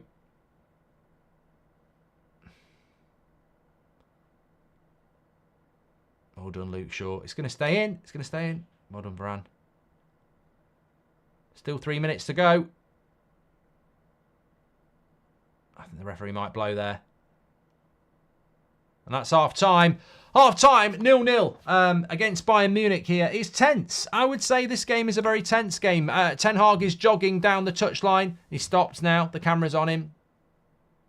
No, he's now slowed it down to a cool walk. Can you check McTominay's stats at half time? He's like crap Havertz, and Havertz is already crap enough. Also, Højlund is such a hard worker, says Edgar. And also, to get McTominay off, he's nowhere near the ball. He's not tracking back. Bad passes. I cannot understand it, says Vita. If you cannot understand what Scott McTominay is all about, there he is, sat on the shelf, waiting to take the glory moment. I think that's the only reason he gets picked. Jack Rankin, welcome to the Members Club. Thank you very much. So give us your thoughts on the half-time. We're going to get the stats up there. Can I just say we're only 30 subscribers away from 790,000, so please do subscribe. Bottom right-hand corner. And subscribe to the United Stand for free. Links, sorry, not links. And also, second half, we'll have the player ratings for you for the match reaction. And then we've got the fan forum after that. Get involved with the United Stand community and subscribe. Right, let's get this player stats up on the screen for you. There we go. So that's how we're looking at half-time statistically. 58% possession for Bayern Munich, which is not a surprise to me. They are a very good possession side. Can't we bring Everett on, says Ruddy. And we've had 10. LeBerm has gifted 10 memberships. I don't know whether that's new or old, but he's a legend of the chat. Maybe Harry Maguire. I've done that one from LeBerm, who also gifted 10 memberships and made a very good comment. Anyway, look, 58% possession for Bayern Munich. They've had 5 shots to our 3. They've had 2 shots on target to our 1. Their passing success rate is 87 to our 85. Corners, we've had 3 to their 1. It's not domination from Bayern Munich by any stretch of the imagination, but I think what it is a the game is slightly in Bayern Munich's favour, isn't it? They're slightly better than us at everything, whether it's shots, passing, possession, but it's not dominance, and we're still in the game, and it's still 0-0, and it's still 0-0 in the game between Galatasaray and Copenhagen. Now, if this finishes a draw and that finishes a draw, we're out of Europe altogether. We'd be bottom of the table. If this finishes a draw and Galatasaray win, we'd go through to the Europa League in 3rd place. If this finishes in a draw and Copenhagen win, we'd go out because we've got a worse goal record than Galatasaray. So lots to go, lots that can happen. But at the moment, we would be heading out with both teams drawing. We need to win. We need to find a way to win. And I think that's my biggest concern as I talk to you at half-time. Now, before I talk to you about half-time, those stats are provided on our stats carousel by OneFootball. You can download it for free. Links in the description, or you can scan the QR code, get all your latest breaking football news and transfer news through OneFootball. The great thing as well is you can go into the OneFootball app and you can see the players' individual stats, which I'll shout some out to you in a moment. Get it for free through the link in the description or the QR code, the OneFootball app. I wish I had a prospect like Mus Musiala, says Inzi. And hi, Mark. What a quick 19 months. I'm 13 kilos lighter and a better man, says Jay. Can I have a first half review? Says he's been here a member for 19 months, Jay. Well done. Great to hear that. Nick P says, my thoughts on the half are they are better than us. It feels like a dead game, almost like if we score, they will get angry and really turn it on. And Andrew81 is a new member. Thank you very much. Scott McTominay progresses the ball challenge. It's impossible, says Anthony. A draw is our best bet, says Edrin. Look, my thoughts on that first half of this. We need to win, therefore we need to score. We don't look like scoring. We're at home and we don't look like we can score. Their defence seems to be dealing with our attack very, very easy. Not that we're not putting the endeavour in, but Anthony, Garnacho, Bruno, McTominay, Rasmus are struggling to get anything going at the moment. We don't look like we're going to score. We've been poor on the counter, says MUFC Music. And I feel, Gems has just gifted 5 memberships, by the way. You're a legend, Gems. I feel that if they score, we're screwed. If they score, we're in big trouble. We've got to find a way of scoring first. That's my concern. But in fairness, I look at the bench and the only thing I would consider doing is taking Scott McTominay off and putting Kobe Mainoo on and having, a better midfield 3. That's the only thing I can see us doing. I'm terrified. I mean, I'm not talking about Sunday, but that midfield is just... I think Amrabat's had a very underrated performance. Defensively, I think he's done his job. He's been very tidy. Bruno hasn't been able to influence the game enough. McTominay's not in the game enough. The fullbacks, Dalot's done reasonably well going forward. Luke Shaw's really being pinned back by Kingsley Coman. He's not getting forward at all, which is why when Harry Maguire went off injured, I actually would have moved Luke Shaw to left centre-back because as a left-back, Luke Shaw's not given us anything going forward. So I'd have moved him next to Varane because we know that works, and I'd have given Regwell a go. Or maybe put Dalot at left-back and put Wan-Bissaka at right-back. To me, it didn't make any sense keeping Luke Shaw at left-back because he's not getting forward anyway.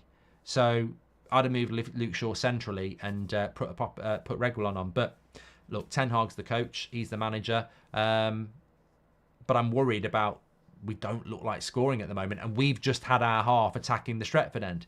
Man United can't play from the wings. Garnacho and Anthony are not effective tonight. Get Scooby-Doo out and bring in Mainoo, says Michael Murray. I don't think he's going to make any changes at half-time. I don't really think he's got any attacking changes that he can make. I think the Harry Maguire injury, by the way, is a blow, a real blow. I don't believe people like Victor Lindelof and Harry Maguire are the future of Manchester United, but in the present, it's another injury that we really could do without. And I'm a lot happier with Maguire and Varane than I am with Varane and Evans. So it's another big blow. That's another injury that's going to be 5 or 6 weeks. Did a video today on That's Football about the Premier League season has seen already a 15% increase in injuries compared to last year. And we are one of the biggest victims of this because of last season. So many of our players last season were overplayed because of the World Cup and the fixture congestion and the short summer. And I mean, I think this is just another muscle injury, isn't it? Mark, I know you don't listen to the commentary, but if you're superstitious and believe I'm the commentator's curse, it's as though they want us to lose. What a surprise, says Martin. Andy Weatherall, thank you for gifting 5 memberships. You're a legend. Hope you're doing well. Scooby-Doo, missing posters needed. 10 men story, like you said, says Amarit. I think we have to accept that Scott McTominay gets picked to score a goal because he doesn't do anything else. And the manager seems to be happy with that. But I just think it's a waste of time. I just think surely you'd put a player in who can do a few more things. Mark, I know you don't have done that one from Martin. Andy Weatherall, we've done that as well. Let's have a quick look at these individual stats then. I'm just going to get the One Football up here, and so we can just give you a bit of an insight into the individual performances of Manchester United so far in relation to touches, etc., etc. So Scott McTominay has actually had more touches of the ball than Amrabat. He's had 25 touches to Amrabat's 24. So, he's not hiding in that position. I think he likes to hide when he plays as the holding midfielder. Passes-wise, he's made 18.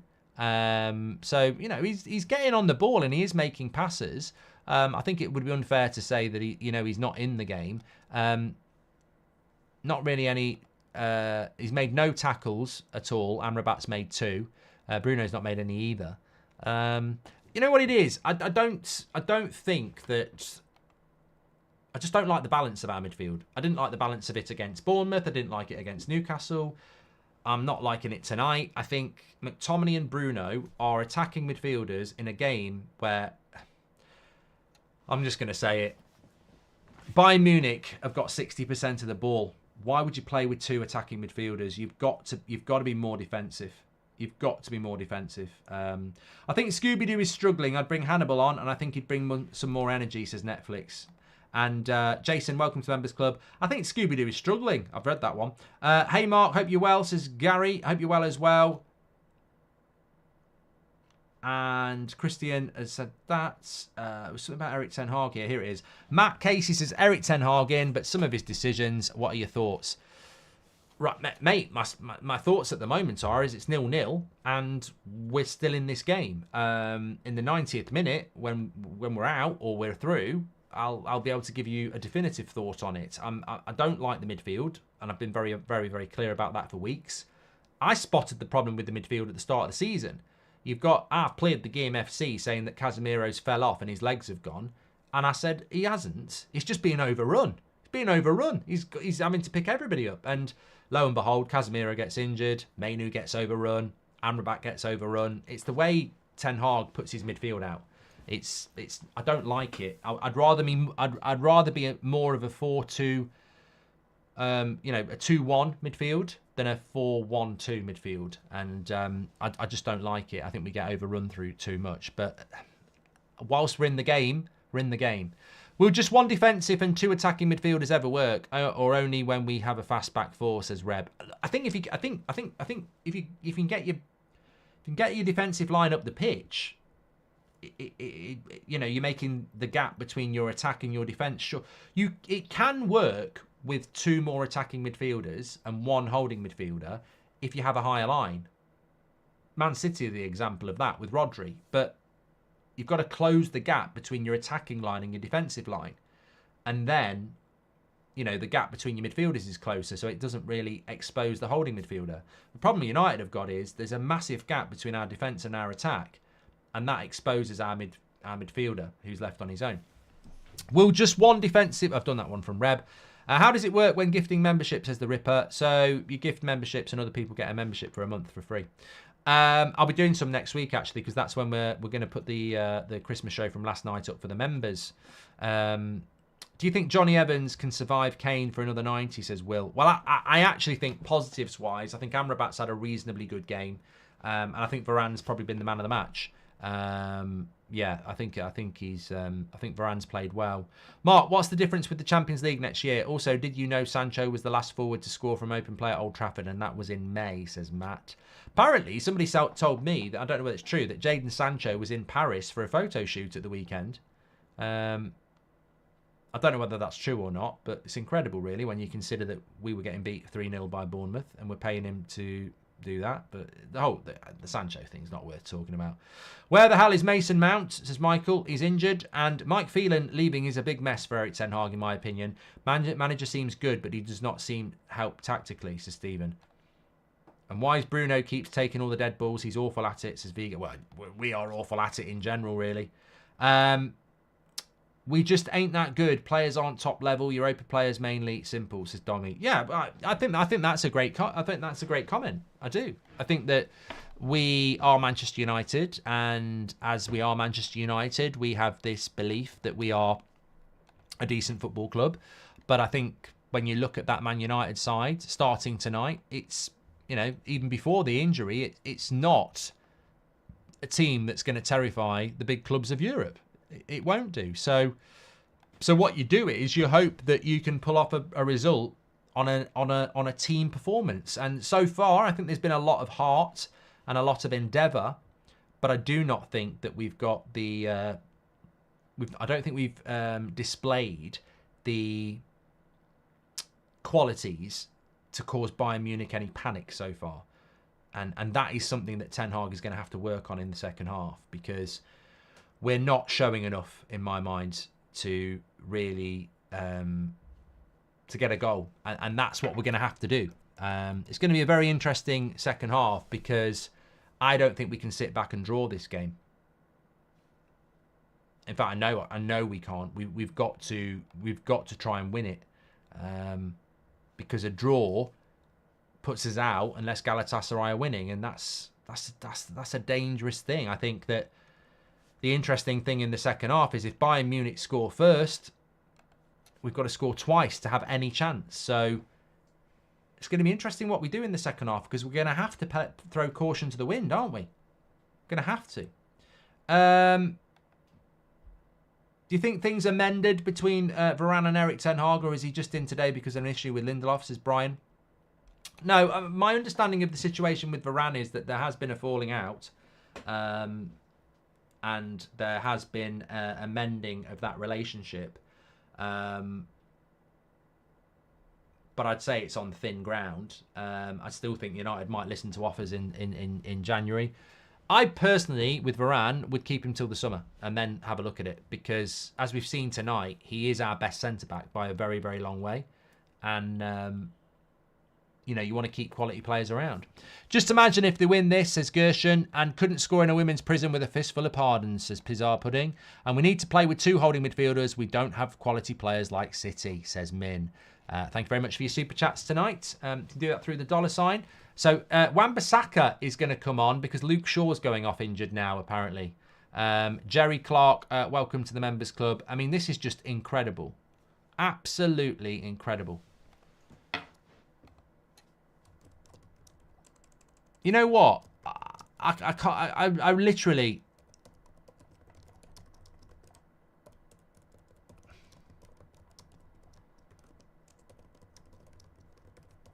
It's just I'm fed up of being right. I literally said this. Somebody a few weeks ago, we're missing Kim Min Jae, says Tasha. Somebody a few weeks ago said, when we get everybody back, like Luke Shaw and Casemiro and Martinez, we'll be fine. And I said, I don't think we will be fine. Because what if Luke Shaw comes back and gets another injury? And here we go. He's been back, what, 2 or 3 weeks and he's injured again? This fucking season's a joke. Watch the video on That's Football today if you get a chance about injuries in the Premier League this season. The dilution, the constant changing of our team. Look, I know some people don't rate Ten Hag. I do. I want him to stay. But whether you like Ten Hag or not, you can't build anything when you're constantly having to change your fucking team. Luke Shaw's ducking Liverpool with Maguire, says GI. Luke Shaw's becoming our Reece James. Well, look, 45 minutes. We've gone from Luke Shaw at left back, Harry Maguire, Varane and Dalot to Dalot at left back, Wan-Bissaka at right back, Evans and Varane.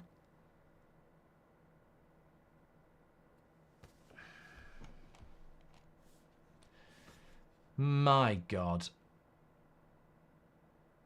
They're dropping like flies before Liverpool, bottle jobs.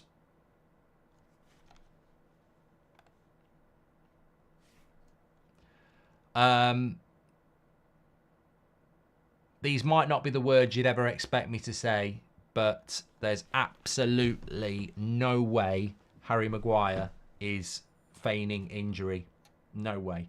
You can criticise him. I've criticised him for not being good enough, but there's absolutely no evidence of Harry Maguire having the mentality that he would get injured in the first half against Bayern Munich to miss the Liverpool game. Even if he was going to do that, which he wouldn't, he'd do it at the end of the game. Harry Maguire's injury was very, very, very clear to see. What Luke Shaw's problem is probably the fact that I think his body's probably starting to break down now. He's had a lot of injuries, hasn't he? Most of our players are playing their hearts out. People want our players to play like this every game. We won't have a squad left after a month, says LJ. Mainly for McTominay, Glazers out, says Tashi. Garnacho needs to exploit Lema now, says Brian. Well, we need a big performance now. We need a really big performance because this is decimated United back four. We need a better left back. Get rid of Luke Shaw, says MSJ. Thoughts on Calvin Phillips being reported to be on the top transfer list according to Sky, says Cameron. Well, I think you've You've explained it. I mean, have you seen the quality of Sky Sports reporting over the last few years? It's shit. Why would Calvin Phillips comes to us? Anthony, into the box. Kim Min-jae gets there. You know, if Anthony's got a right foot there, he can knock it past him. He's having to do it on his weak foot. He's having to do it in a weird way. Look, if he goes with his right foot there, he's knocked it past him. It's always got to do his left. And we didn't even get a corner.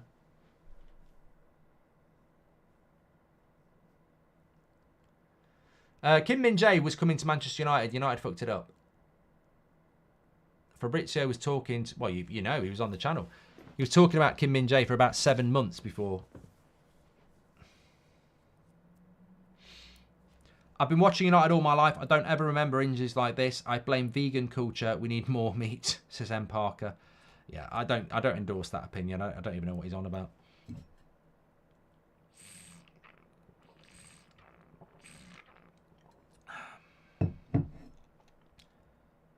Come on, United.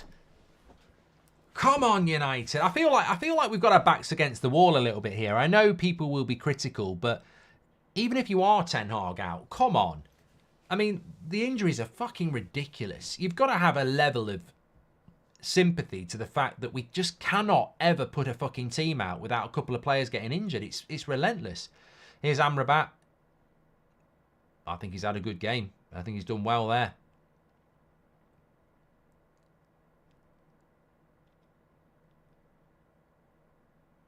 I just can't believe we've got Johnny Evans running. I mean, he's done nothing wrong. I like Johnny Evans, but I just can't believe we've got Johnny Evans at centre-back for Manchester United.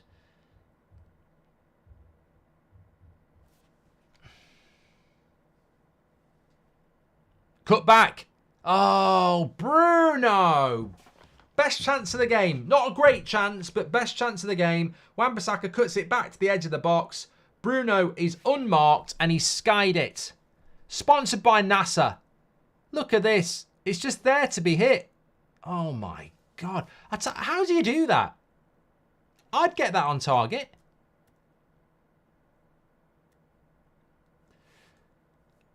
People will be saying he's missing on purpose now. Mark, I remember a comment in the chat stating we were getting the man who was Chelsea's top fitness or medical guy when Chelsea were at the height of having injuries in their squads, Ethereal. We're in trouble here. Wan-Bissaka's lost Sane, the cross, and there's Varane.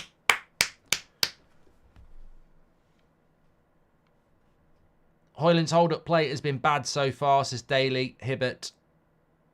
Well, I mean, you know me, I'm a big fan of Rasmus, so I'm not going to slag him off. But all I will say is if you are saying he's having a bad game, check your bench. It's not... We're not in a position where Cavani's there or Rashford's there. We've got Joe Hugel there. So, yeah, I'm not thinking about Liverpool, but just who was... Put your hand up if you were confident ahead of the Liverpool game anyway. Yeah. We've now got no Bruno for that game, no Maguire for that game, and no Luke Shaw for that game. Park the fucking bus and try and get a 0-0.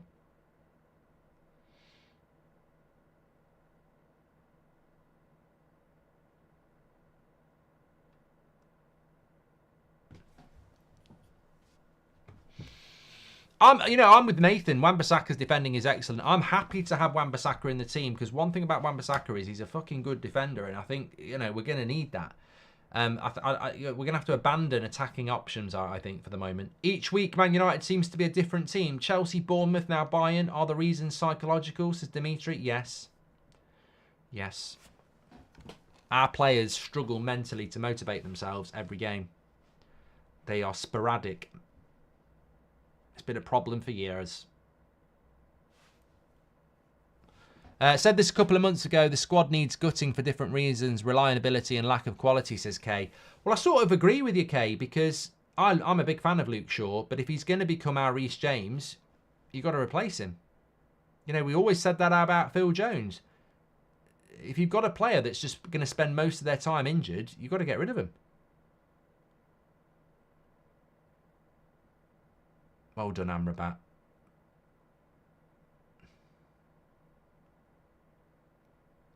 But it's a hard job for Delo now, isn't it? I thought Delo and Anthony were linking up quite well, and now that has to get broken up because of injury. This is the thing about these injuries. It's not just replacing a player, it's replacing the way you play. The Delo-Anthony relationship now is broken because Delo goes to left back.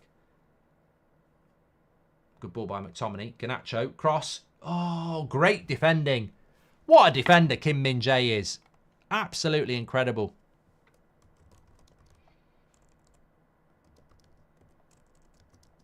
Already in this half, he's made 2 brilliant last-ditch tackles. Wan-Bissaka does well as well there.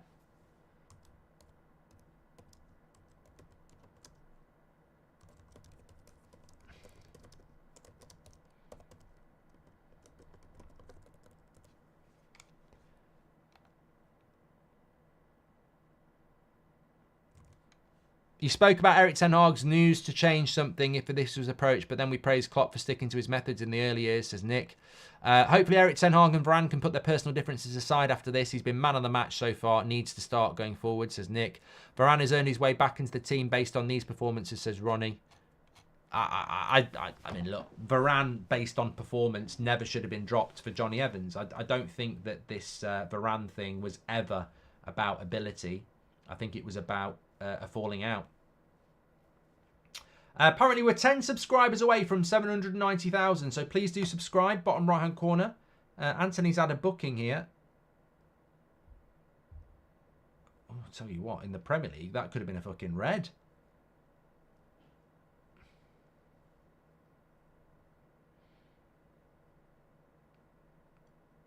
You never think about that, do you? Then again, I have just watched it in slow-mo. I'm as bad as the pundits.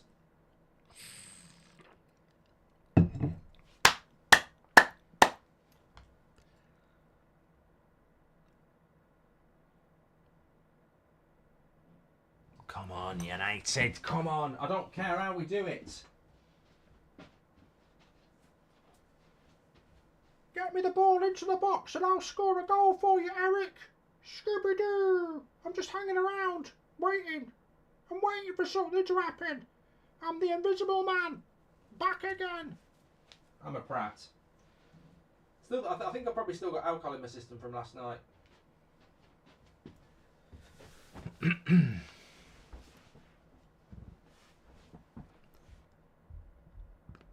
Go on, Bruno. Oh, fucking hell.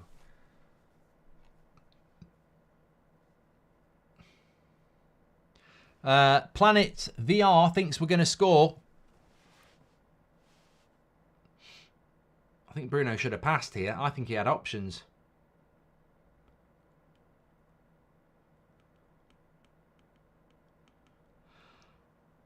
Oh, God. I'm not bored from the game. I just had about 4 hours sleep last night. I was out very late, which is not like me.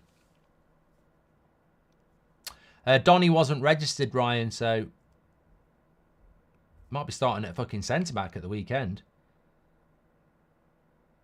Well done, Johnny. Good play, McTominay. That pass is rubbish.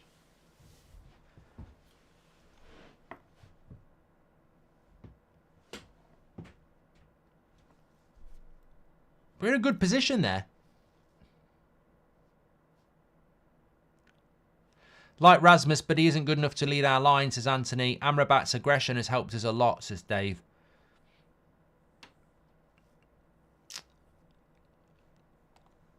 So far, Amrabat man of the match. He's not put a foot wrong. Very underappreciated game. Yeah, I think I agree, Barry. I've said it a few times. Copenhagen are winning. That's not good. That's not good. If Copenhagen win, we have to win.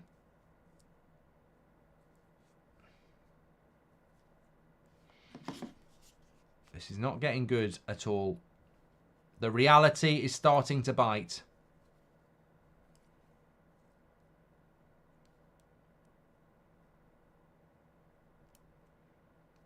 Tap in as well.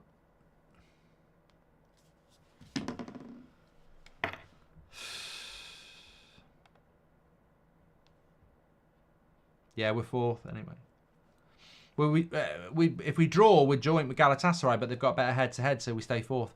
Mark, they just mentioned interview with Anthony on the Paramount broadcast of the game, says Floyd. That's great. But yeah, I agree with Barry. I think Amrabat's had a very underrated game.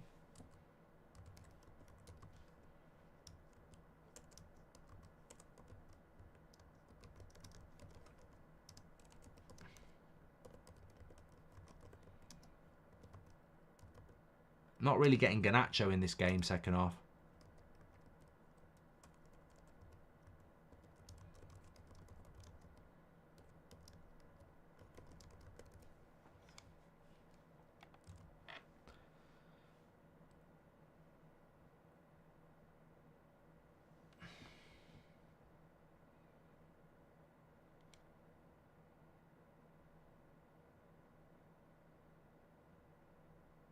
Some people are saying we're third. We're not. We're fourth. We can't be third because Galatasaray beat us and we drew with them. So they've got a better head-to-head record. It's a dangerous pass by McTominay, but it works. We end up passing out quite well. Now Garnacho. Somebody said at half-time that Garnacho would get some joy out of Lema, but...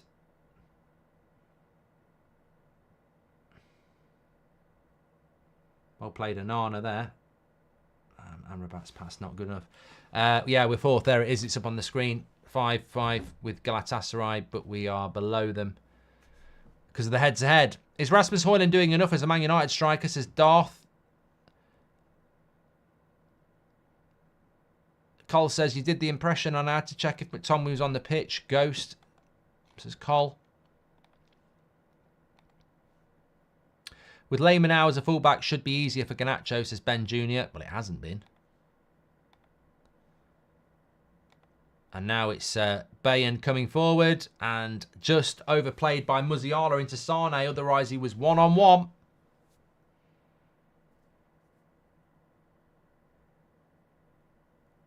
Garnacho's been poor tonight, saying a few people. The thing is, you know, what do you do?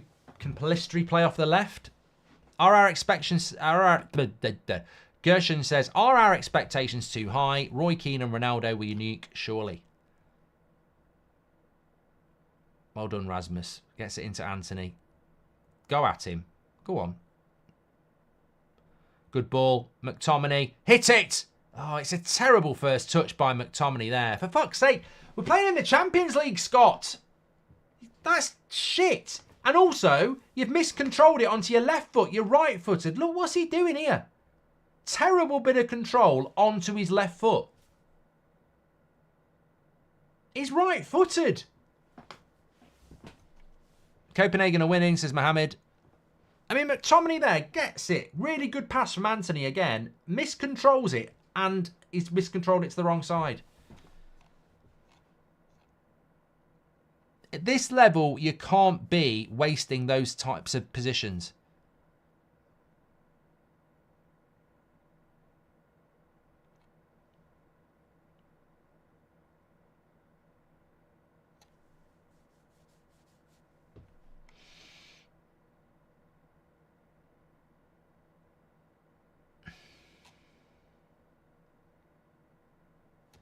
Lots of people getting frustrated in the chat. We've had 59 minutes, still half an hour to go.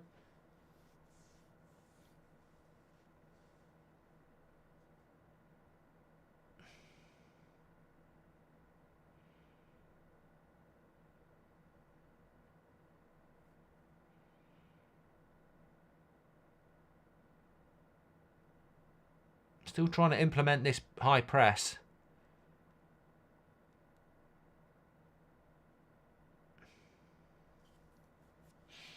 But Bayern will play through it.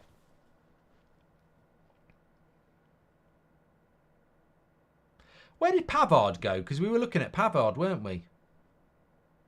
Did he go PSG? Oh, look at this. Musiala is going to get booked. Amrabat's going to get booked.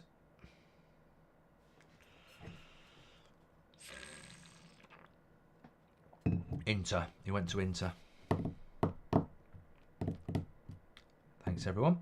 Yeah, that's a yellow card for Amrabat. He's played the. I mean, look, I said that when we bought Amrabat, he gets a lot of yellow cards, and he's He's took the foul there. Mark says, Ton, do you think that with their club is at the moment, if maybe better, we're not in Europe, we'll have time for a proper rebuild like Arsenal? We can't afford it, Ton. I've had this chat with people. If you don't want United in Europe because you think it's going to benefit us to rebuild, that's absolutely fine. Some might say it's a very intelligent comment. I don't think... I just don't think we can afford to be out of Europe.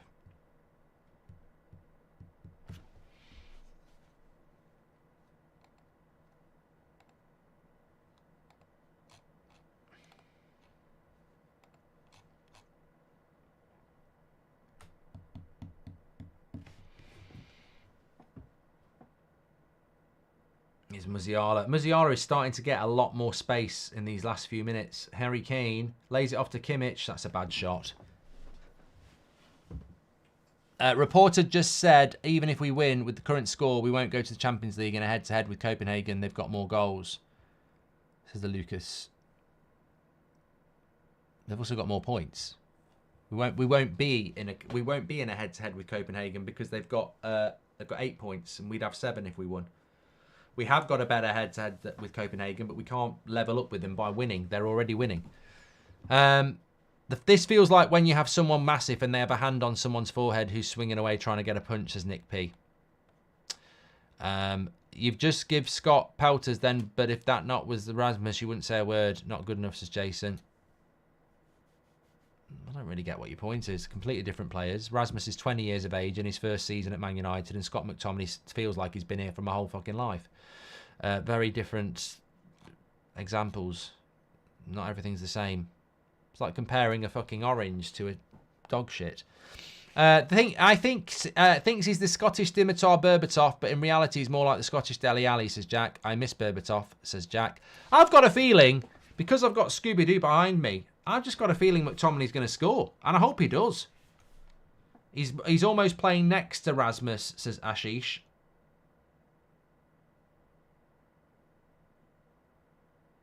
Yeah, well, Bruno's...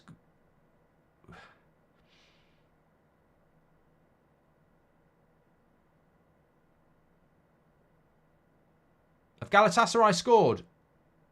I think Galatasaray have scored. I think it's 1-1.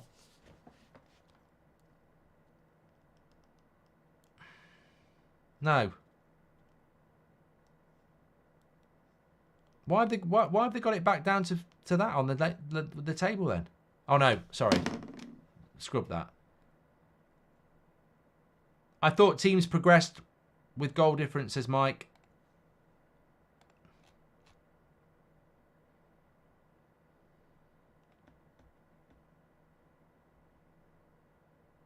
No, I didn't get baited by the chat. I got baited by being a prat. I saw the table come up, and I saw 2 teams on 5, and I thought it was Galatasaray and Copenhagen, but that wouldn't even work. They'd be on 6. Nice ball by Amrabat out wide. Out of Europe also means players might not join, says Rahul. Also, I think as well, anybody who thinks being out of Europe will be good for the team, remember that being out of Europe is terrible for Ten Hag. Like I said it this morning. There's a 5-point checklist to get the sack at Man United. One of them's not qualifying for Europe. One of them's the media turning on you. One of them's the fans turning on you. One of them's the players downing tools, and one of them's being out of Europe. If you go out of Europe completely, I can't remember the last time. Actually, there's a question. There's a quiz question for you. When was the last time Manchester United completely went out of Europe? I can't remember. I mean, I remember Sir Alex going out of the Champions League into the Europa League.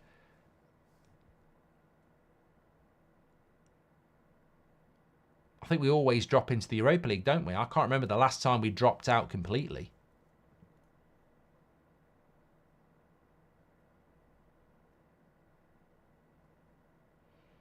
A lot of people saying 2014. No. No, I don't mean like at the end of the season. I mean, when was the last time we were in the Champions League and just finished bottom? I know when we haven't qualified for Europe altogether, but I'm saying, when was the last time we were in the Champions League and then finished fourth and went out of Europe, didn't even go into the Europa League? I can't remember that happening before. Did I need to work? Watch out for an Amrabat red. He's working too hard. McTominay needs to help, says Kayud. And the ref does not want to book Bayern players, says Alan Noonan.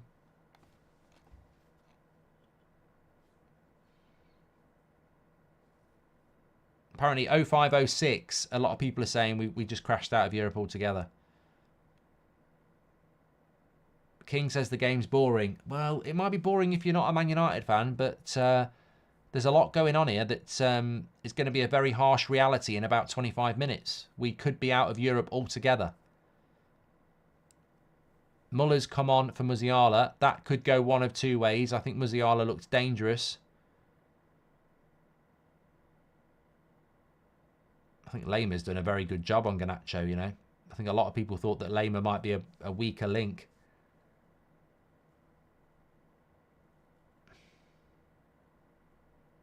Bayern playing through the press again. Lamer, another player that Rangnick said we should have bought. Lovely ball by Kane to Sane.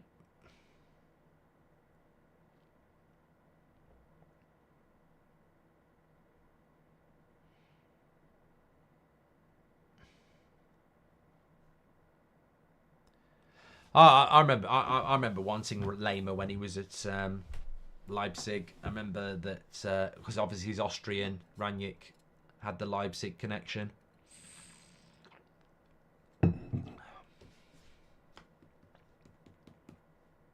So many players that Rangnick, you know, recommended to Manchester United. Alvarez, Enzo.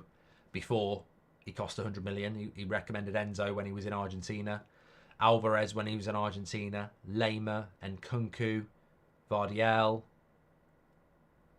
Nunez at Benfica. I mean, the list of players that Ralph Rangnick recommended to Manchester United is incredible. And all of them were before they became... They were all gettable, basically. That's what I'm saying. Akanji. Akanji was actually coming to Manchester United. We spoke to Akanji before Ten Hag. We were speaking to Akanji in the February when Rangnick was here. We were talking to Akanji and we were basically saying, we want you, but we're just going to see who the manager is. Manager came in. We didn't want Akanji anymore. So he goes to Man City. Luis Diaz was another one. Yeah. Going out now or round 16, still out of Europe, says Tevin.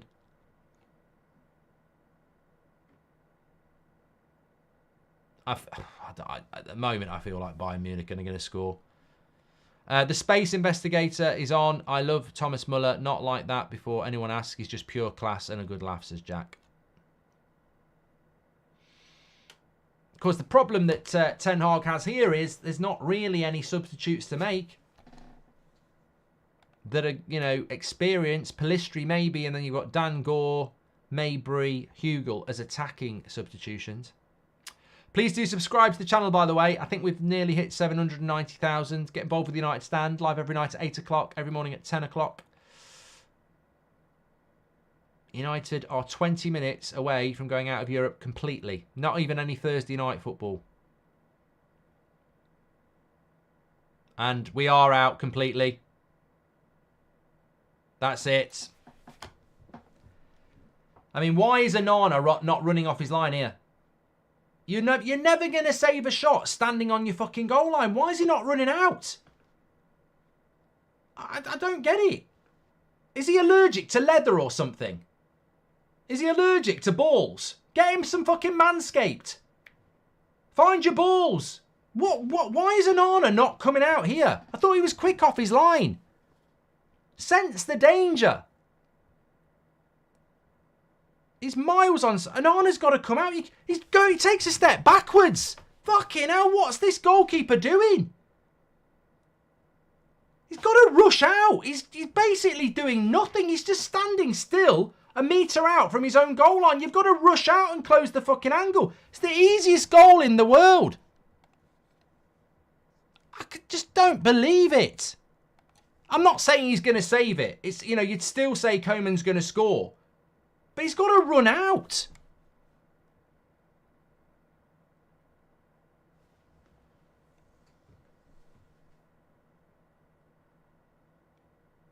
You can't blame Onana. You don't know fucking goalkeeping then, do you, you fucking idiots? He's stood there 1 metre off his fucking goal line. He's got to sense the danger. He's got to run out. I'm not saying he's going to save it, but that guy is fucking shit in goal. He doesn't know what he's doing. He's got to rush out. I'm not saying he's going to save it. They probably do score anyway. But in future games, this guy is going to keep costing us goals. He can't stand that close to your goal line. You've got to sense the danger. You've got to rush out. He goes like this. Fucking ridiculous.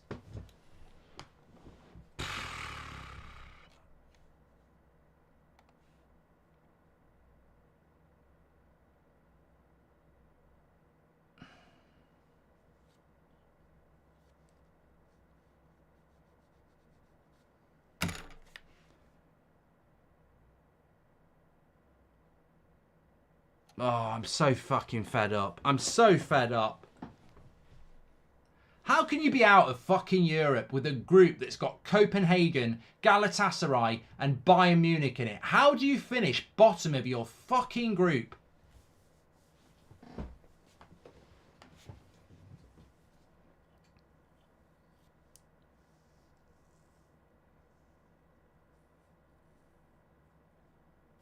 And you know what? The people in the chat saying bro's blaming Onana. Where have you been in a fucking coma for the last 3 months? Why do you think we're going out of Europe? It's because of that fucking keeper anyway.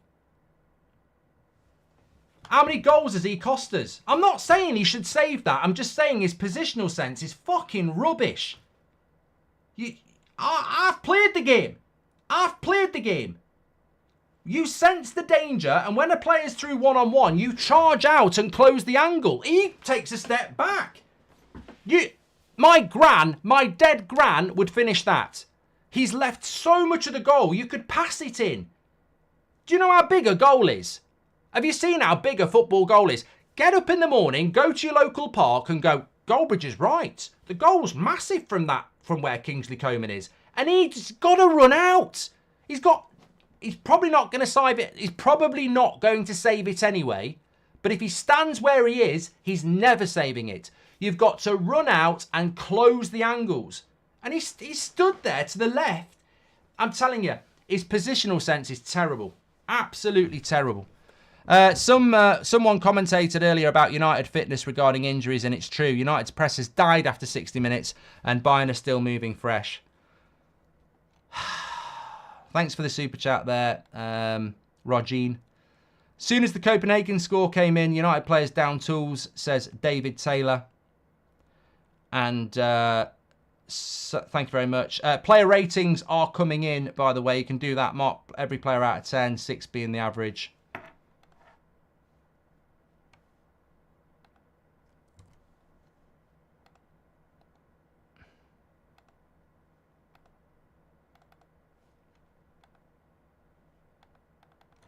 Just wow. Well, you know what? Whether the Copenhagen score made us down tools or not, that's up for debate. But the fact that we've gone 1-0 down will probably cause us to down tools. Muller.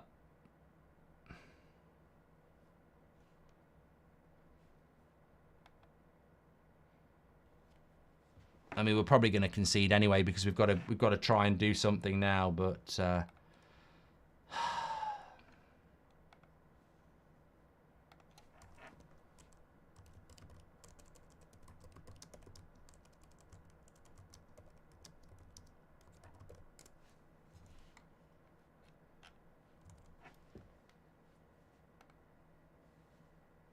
I'm not being quiet on purpose. I'm actually really sad. Really sad.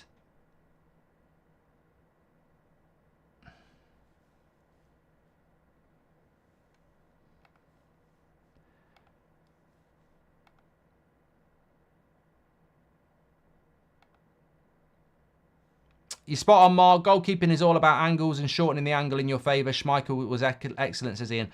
Look, I'm not blaming Onana for the goal. Like, there's enough opportunities for the tackle to go in. But in the one-on-one situation, I want a goalkeeper that's got a chance of saving it. What he does, it's a goal. And I'm fed up of it. It needs calling out. He's cost us so many goals this season. It's not even his fault. If he's not good at... You know what my problem with Onana is? And I said it yesterday with Ben Foster on the show. My problem with Onana is who scouted this goalkeeper? Who allowed us to replace David De Gea with this goalkeeper? And not only replace David De Gea with this goalkeeper, but do it for 50 million quid. David De Gea was kicked out the door for free, and we spent 50 million pounds on Onana, and he fills me with no confidence at all. He doesn't seem to know how to be a goalkeeper. I genuinely would get him goalkeeping lessons for Christmas. And that sounds like it's a joke, but I genuinely mean I would get him goalkeeping lessons, because he doesn't seem to understand where his goal is and what he's meant to do as a goalkeeper positionally. I think Koeman's going to score anyway, but it stands out like a sore thumb to me that his position is wrong again. And look, the blame for the goal is going to be with the defenders, I agree, but I'm tired. Across this Champions League campaign, I don't think it's unfair to highlight yet again another goalkeeping error, because he's cost us so much. And I like Onana. I know I'm highlighting him, but my bigger frustration is who the fucking hell sanctioned this deal? And this is why you do need a director of football, because somebody in that club should have been going, I don't think this is a good idea. I don't think he's a better goalkeeper than David De Gea. And I certainly don't think we should be spending £50 million to do this change. Matt says, there's the difference. Neuer anticipated the danger and closed the gap down. Granted, he had more time, but overall position and reaction is better, says Matt. Tam has gifted 20 memberships. Thank you very much. I feel so... Tam's a legend, by the way. 20 memberships. What an absolute legend. And Ty says, just feel deflated, Mark. Can't say I'm too optimistic for a field. Either goal. Know what's going to happen. 7 goals. Oh, Anfield, sorry. Yeah, well, I mean... you know what? I'd always back us to get a result, but... Liverpool, no. No. Dante says, if Eric Ten Hag loses to Liverpool, he's gone. No, he won't. I don't think he will. I really don't. I think there'll be a movement to try and get him the sack, but I don't think he'll be gone. I don't think he will. I don't think United will sack anybody until Sir Jim Ratcliffe's deal's done. Because when you think about it, these people say if we lose to Liverpool, Ten Hag will get the sack. There ain't no way Sir Jim Ratcliffe is going to allow the Glazers to sack a coach before he's done his deal, because he's in charge of the footballing side. So Varane's coming off with 10 minutes to go. Fuck knows what we're doing now. Onana was scouted off TikTok, says Mike.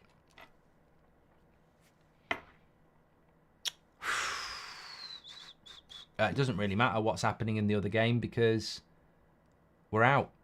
Even if we draw, we need Galatasaray to win to go into the Europa League. So we're out, everybody. We are going out. Surely it's time to start considering giving Bienda a run out now, says Gems. Well, yeah, I don't disagree with you, because I think that when you look at the Champions League campaign and why we've gone out, we've scored plenty of goals in the Champions League. The Premier League form is different to the Champions League form.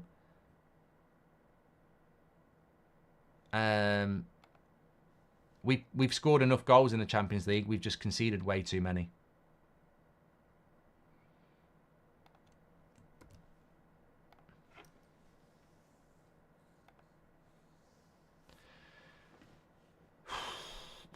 There's always going to be a tall ask. Always going to be a tall ask. Absolutely gutted. You know, I sometimes don't like to expose how I feel, but I'm absolutely gutted here. Honestly, Mark, I'm truly losing my connection to this club. This isn't the United it used to be, says Steve. Interesting to see that Bayern have 60% possession and yet made nearly twice as many tackles. Says it all, says Stuart.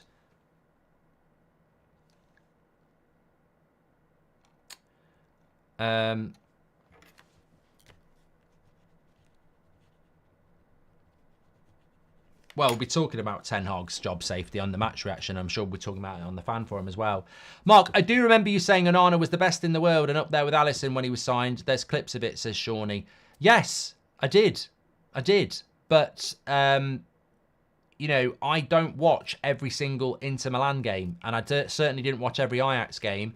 And from what I'd seen of Onana over the last couple of years, I would say he was one of the best goalkeepers in the world. And he showed that in the Champions League final. I would put Onana into the same category as Costa and Maignan as progressive ball-playing goalkeepers. So I would agree with those statements. But what you can never agree with is that you never know how they're going to cope being a Manchester United goalkeeper. Mark Bosnich at Aston Villa was a very good goalkeeper who shrunk at Manchester United. Fabian Barthez was a World Cup winning goalkeeper and considered one of the best goalkeepers in the world, and he shrunk at Manchester United. What I said about Onana, I stand by it. I think he was one of the world's best goalkeepers when we bought him in the summer. But let's go back before I said that, and what I said all last season. I would never replace David De Gea. I don't care who you want to replace him with. I wouldn't replace David De Gea because I think being a Manchester United goalkeeper is very, very difficult, and I wouldn't replace David De Gea. And they're the clips you want to go back to.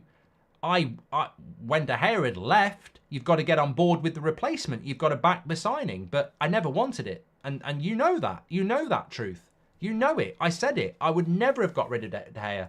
I argued with everybody from fucking January till we got rid of De Gea. I never would have done it. Because I've seen it. I've seen us when Schmeichel went. I've seen how hard it is to be a Man United goalkeeper. And I've seen good goalkeepers become shit overnight. See, Delo's just running into fucking traffic there. You've got to get the ball out. I just wish these players cared as much as the fans did. Maybe we could actually do something with the club. It's so deflating, says CJ. Look, I think this game tonight, people are going to go Ten Hag out. They're going to get very, very angry. But I have got to say that this game, it's not this game that's sending us out. This is Bayern Munich. This is a good Bayern Munich side who are winning 1-0 against a fragmented Manchester United side. That's basically Bayern Munich's side. Like, Bayern Munich picked a team that's their best team, basically. And that team's probably played together the majority of the season. Man United are decimated by injuries again. We pick up 2 key injuries in the first half. The team changes every fucking game. And we're losing 1-0 because of crap defending, but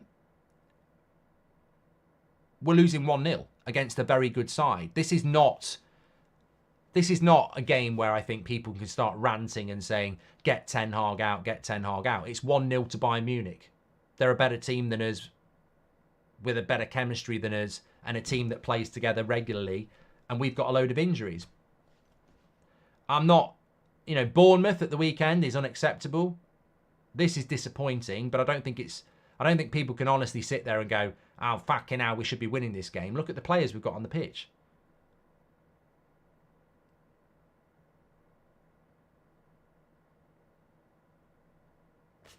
Delo is awful. Both wingers are weak as Pearce, and Højlund is just getting bullied, and I've taken time to keep an eye on McTominay tonight, and I honestly don't think he knows where he's playing or what he's doing, says Sean Turner.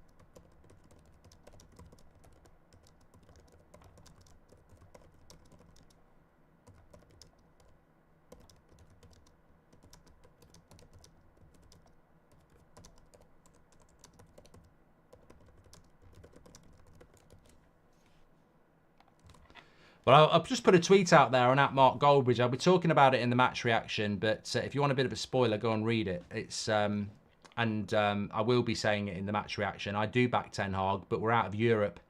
In a group like this, it's not acceptable. We replaced a goalkeeper who sometimes single-handedly won his games for a goalkeeper that does the opposite. Harry, comment of the evening. Oh, I'm going to use that in the match reaction as well. Very, very good. We need Martinez and Casemiro back as soon as possible, says Hader. I'm past being angry with United players. You can't expect world-class football from average players. It's impossible, says Joe Palmer. It's just depressing, isn't it? It's just very, very depressing to see Copenhagen going through into the Champions League knockout stage and Galatasaray going into the Europa League and Manchester United doing fuck all.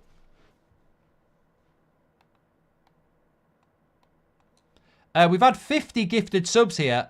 50 gifted memberships from Tam. Tam, I'm sorry. I'm sort of lost in this shit pool of depression about what's happening at Manchester United. And I must profusely apologise for ignoring what is a massive, massive membership gift of 50 memberships from Tam. So if you've got one of those, big shout out to Tam. Absolute legend. And thank you very much for doing that, Tam.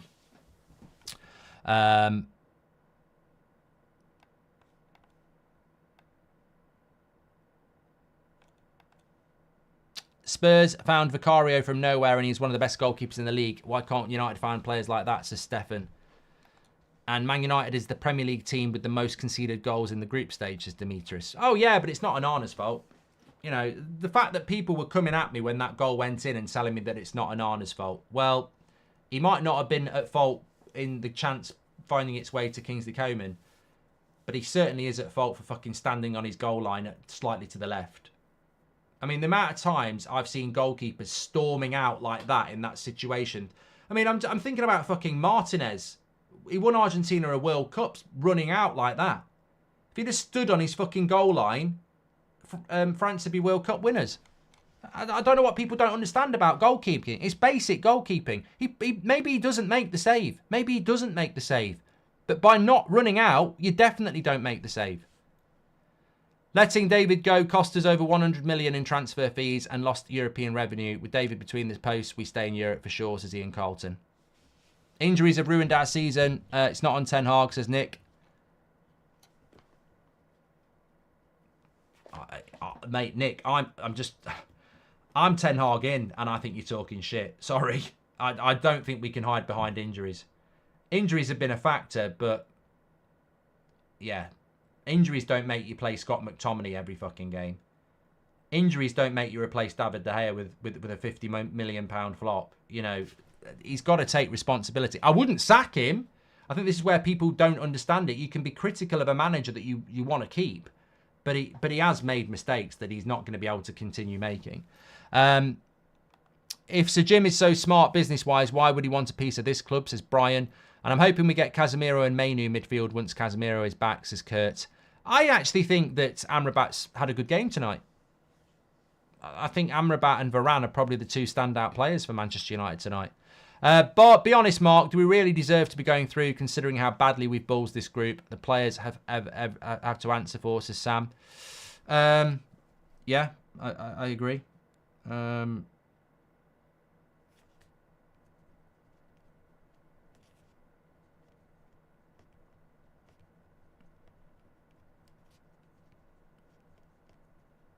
Just taking some notes for the match reaction.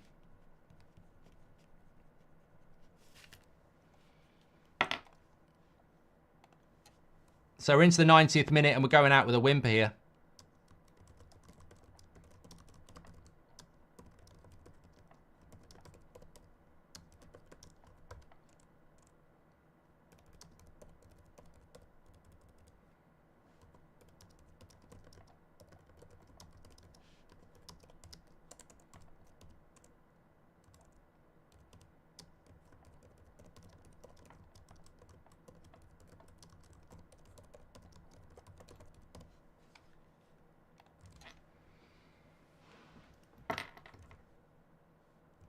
And also, let's not forget, by not dropping into the Europa League, we've just killed an opportunity.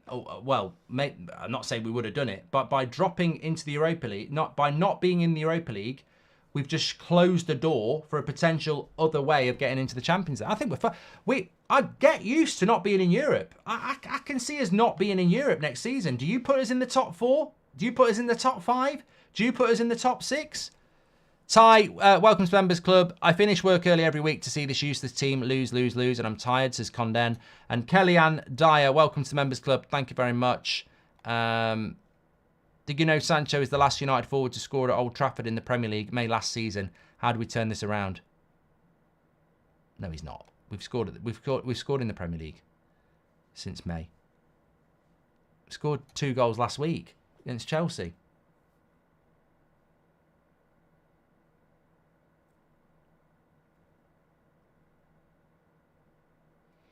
Three minutes to go. The last 3 minutes of European football for Manchester United this season, and Santa's not even filled his sack up yet.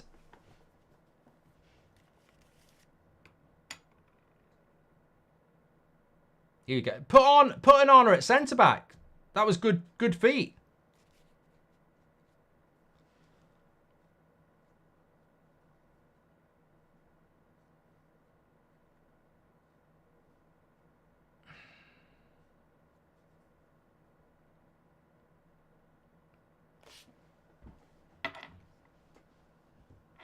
Fuck off. They're going to score again here.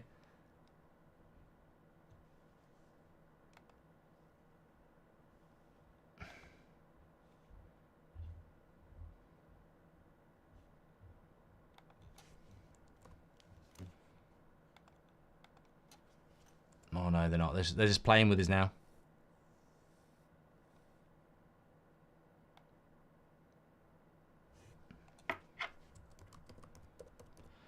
Fuck off. I mean,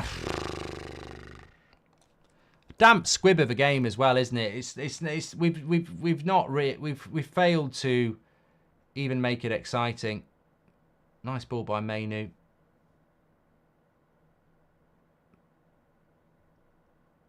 Maybe he gets fouled.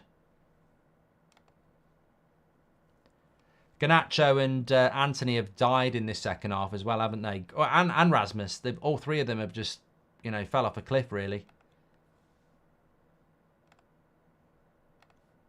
Lots to say in the match reaction. Some home truths as well. There will be some home truths. For me, whether you're Ten Hag in or Ten Hag out, and I still maintain my stance that, and I will do, that sacking a manager is not going to make a lot of difference at Manchester United. Having said that, it's also ridiculous as a Manchester United fan to sit there and just go, oh, well, you can't do that either. That there has to be accountability. I put us having more of a chance at top 4 with Thursday football, says Dino. And Sancho was the last forward to score at home, Mark, says Gaz. We scored 2 goals last week, mate. Against Chelsea at Old Trafford. Scott McTominay. I've seen Scott McTominay score 4 goals at Old Trafford this season. What are you talking about? Let him speak, Simon. What is he talking about? I don't know what he's talking about.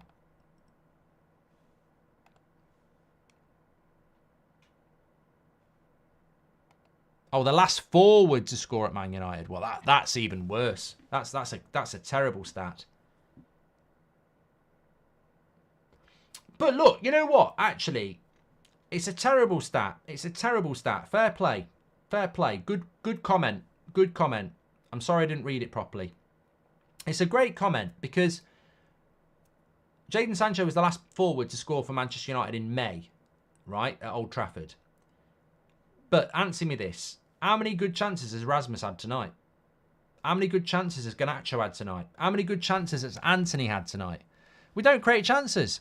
I said that at half-time. Tam Goose says, this community kicks ass. We love Mark and all the team. Countless hours of entertainment. Big respect. Forever thankful. Long-time member here. And congratulations to all the new subs. Thank you very much, mate. And the final whistle's gone as well. Manchester United are out of Europe. When you look at that team, you can see Glazonomics all over. Kids, loans. It's a poor man's West Ham, says Maine. Eric Ten Hag to blame. The fact he doesn't play a double pivot when we're injury-stricken amazes me, says Joe. Could be the last of European football for a long time for United. Players out before the manager, says Ronnie. And Combs said, Copenhagen, the surprise packages. No, they're a dream draw for any competent team, says the Ray. Oh, yeah, we were shit. Got what we deserved.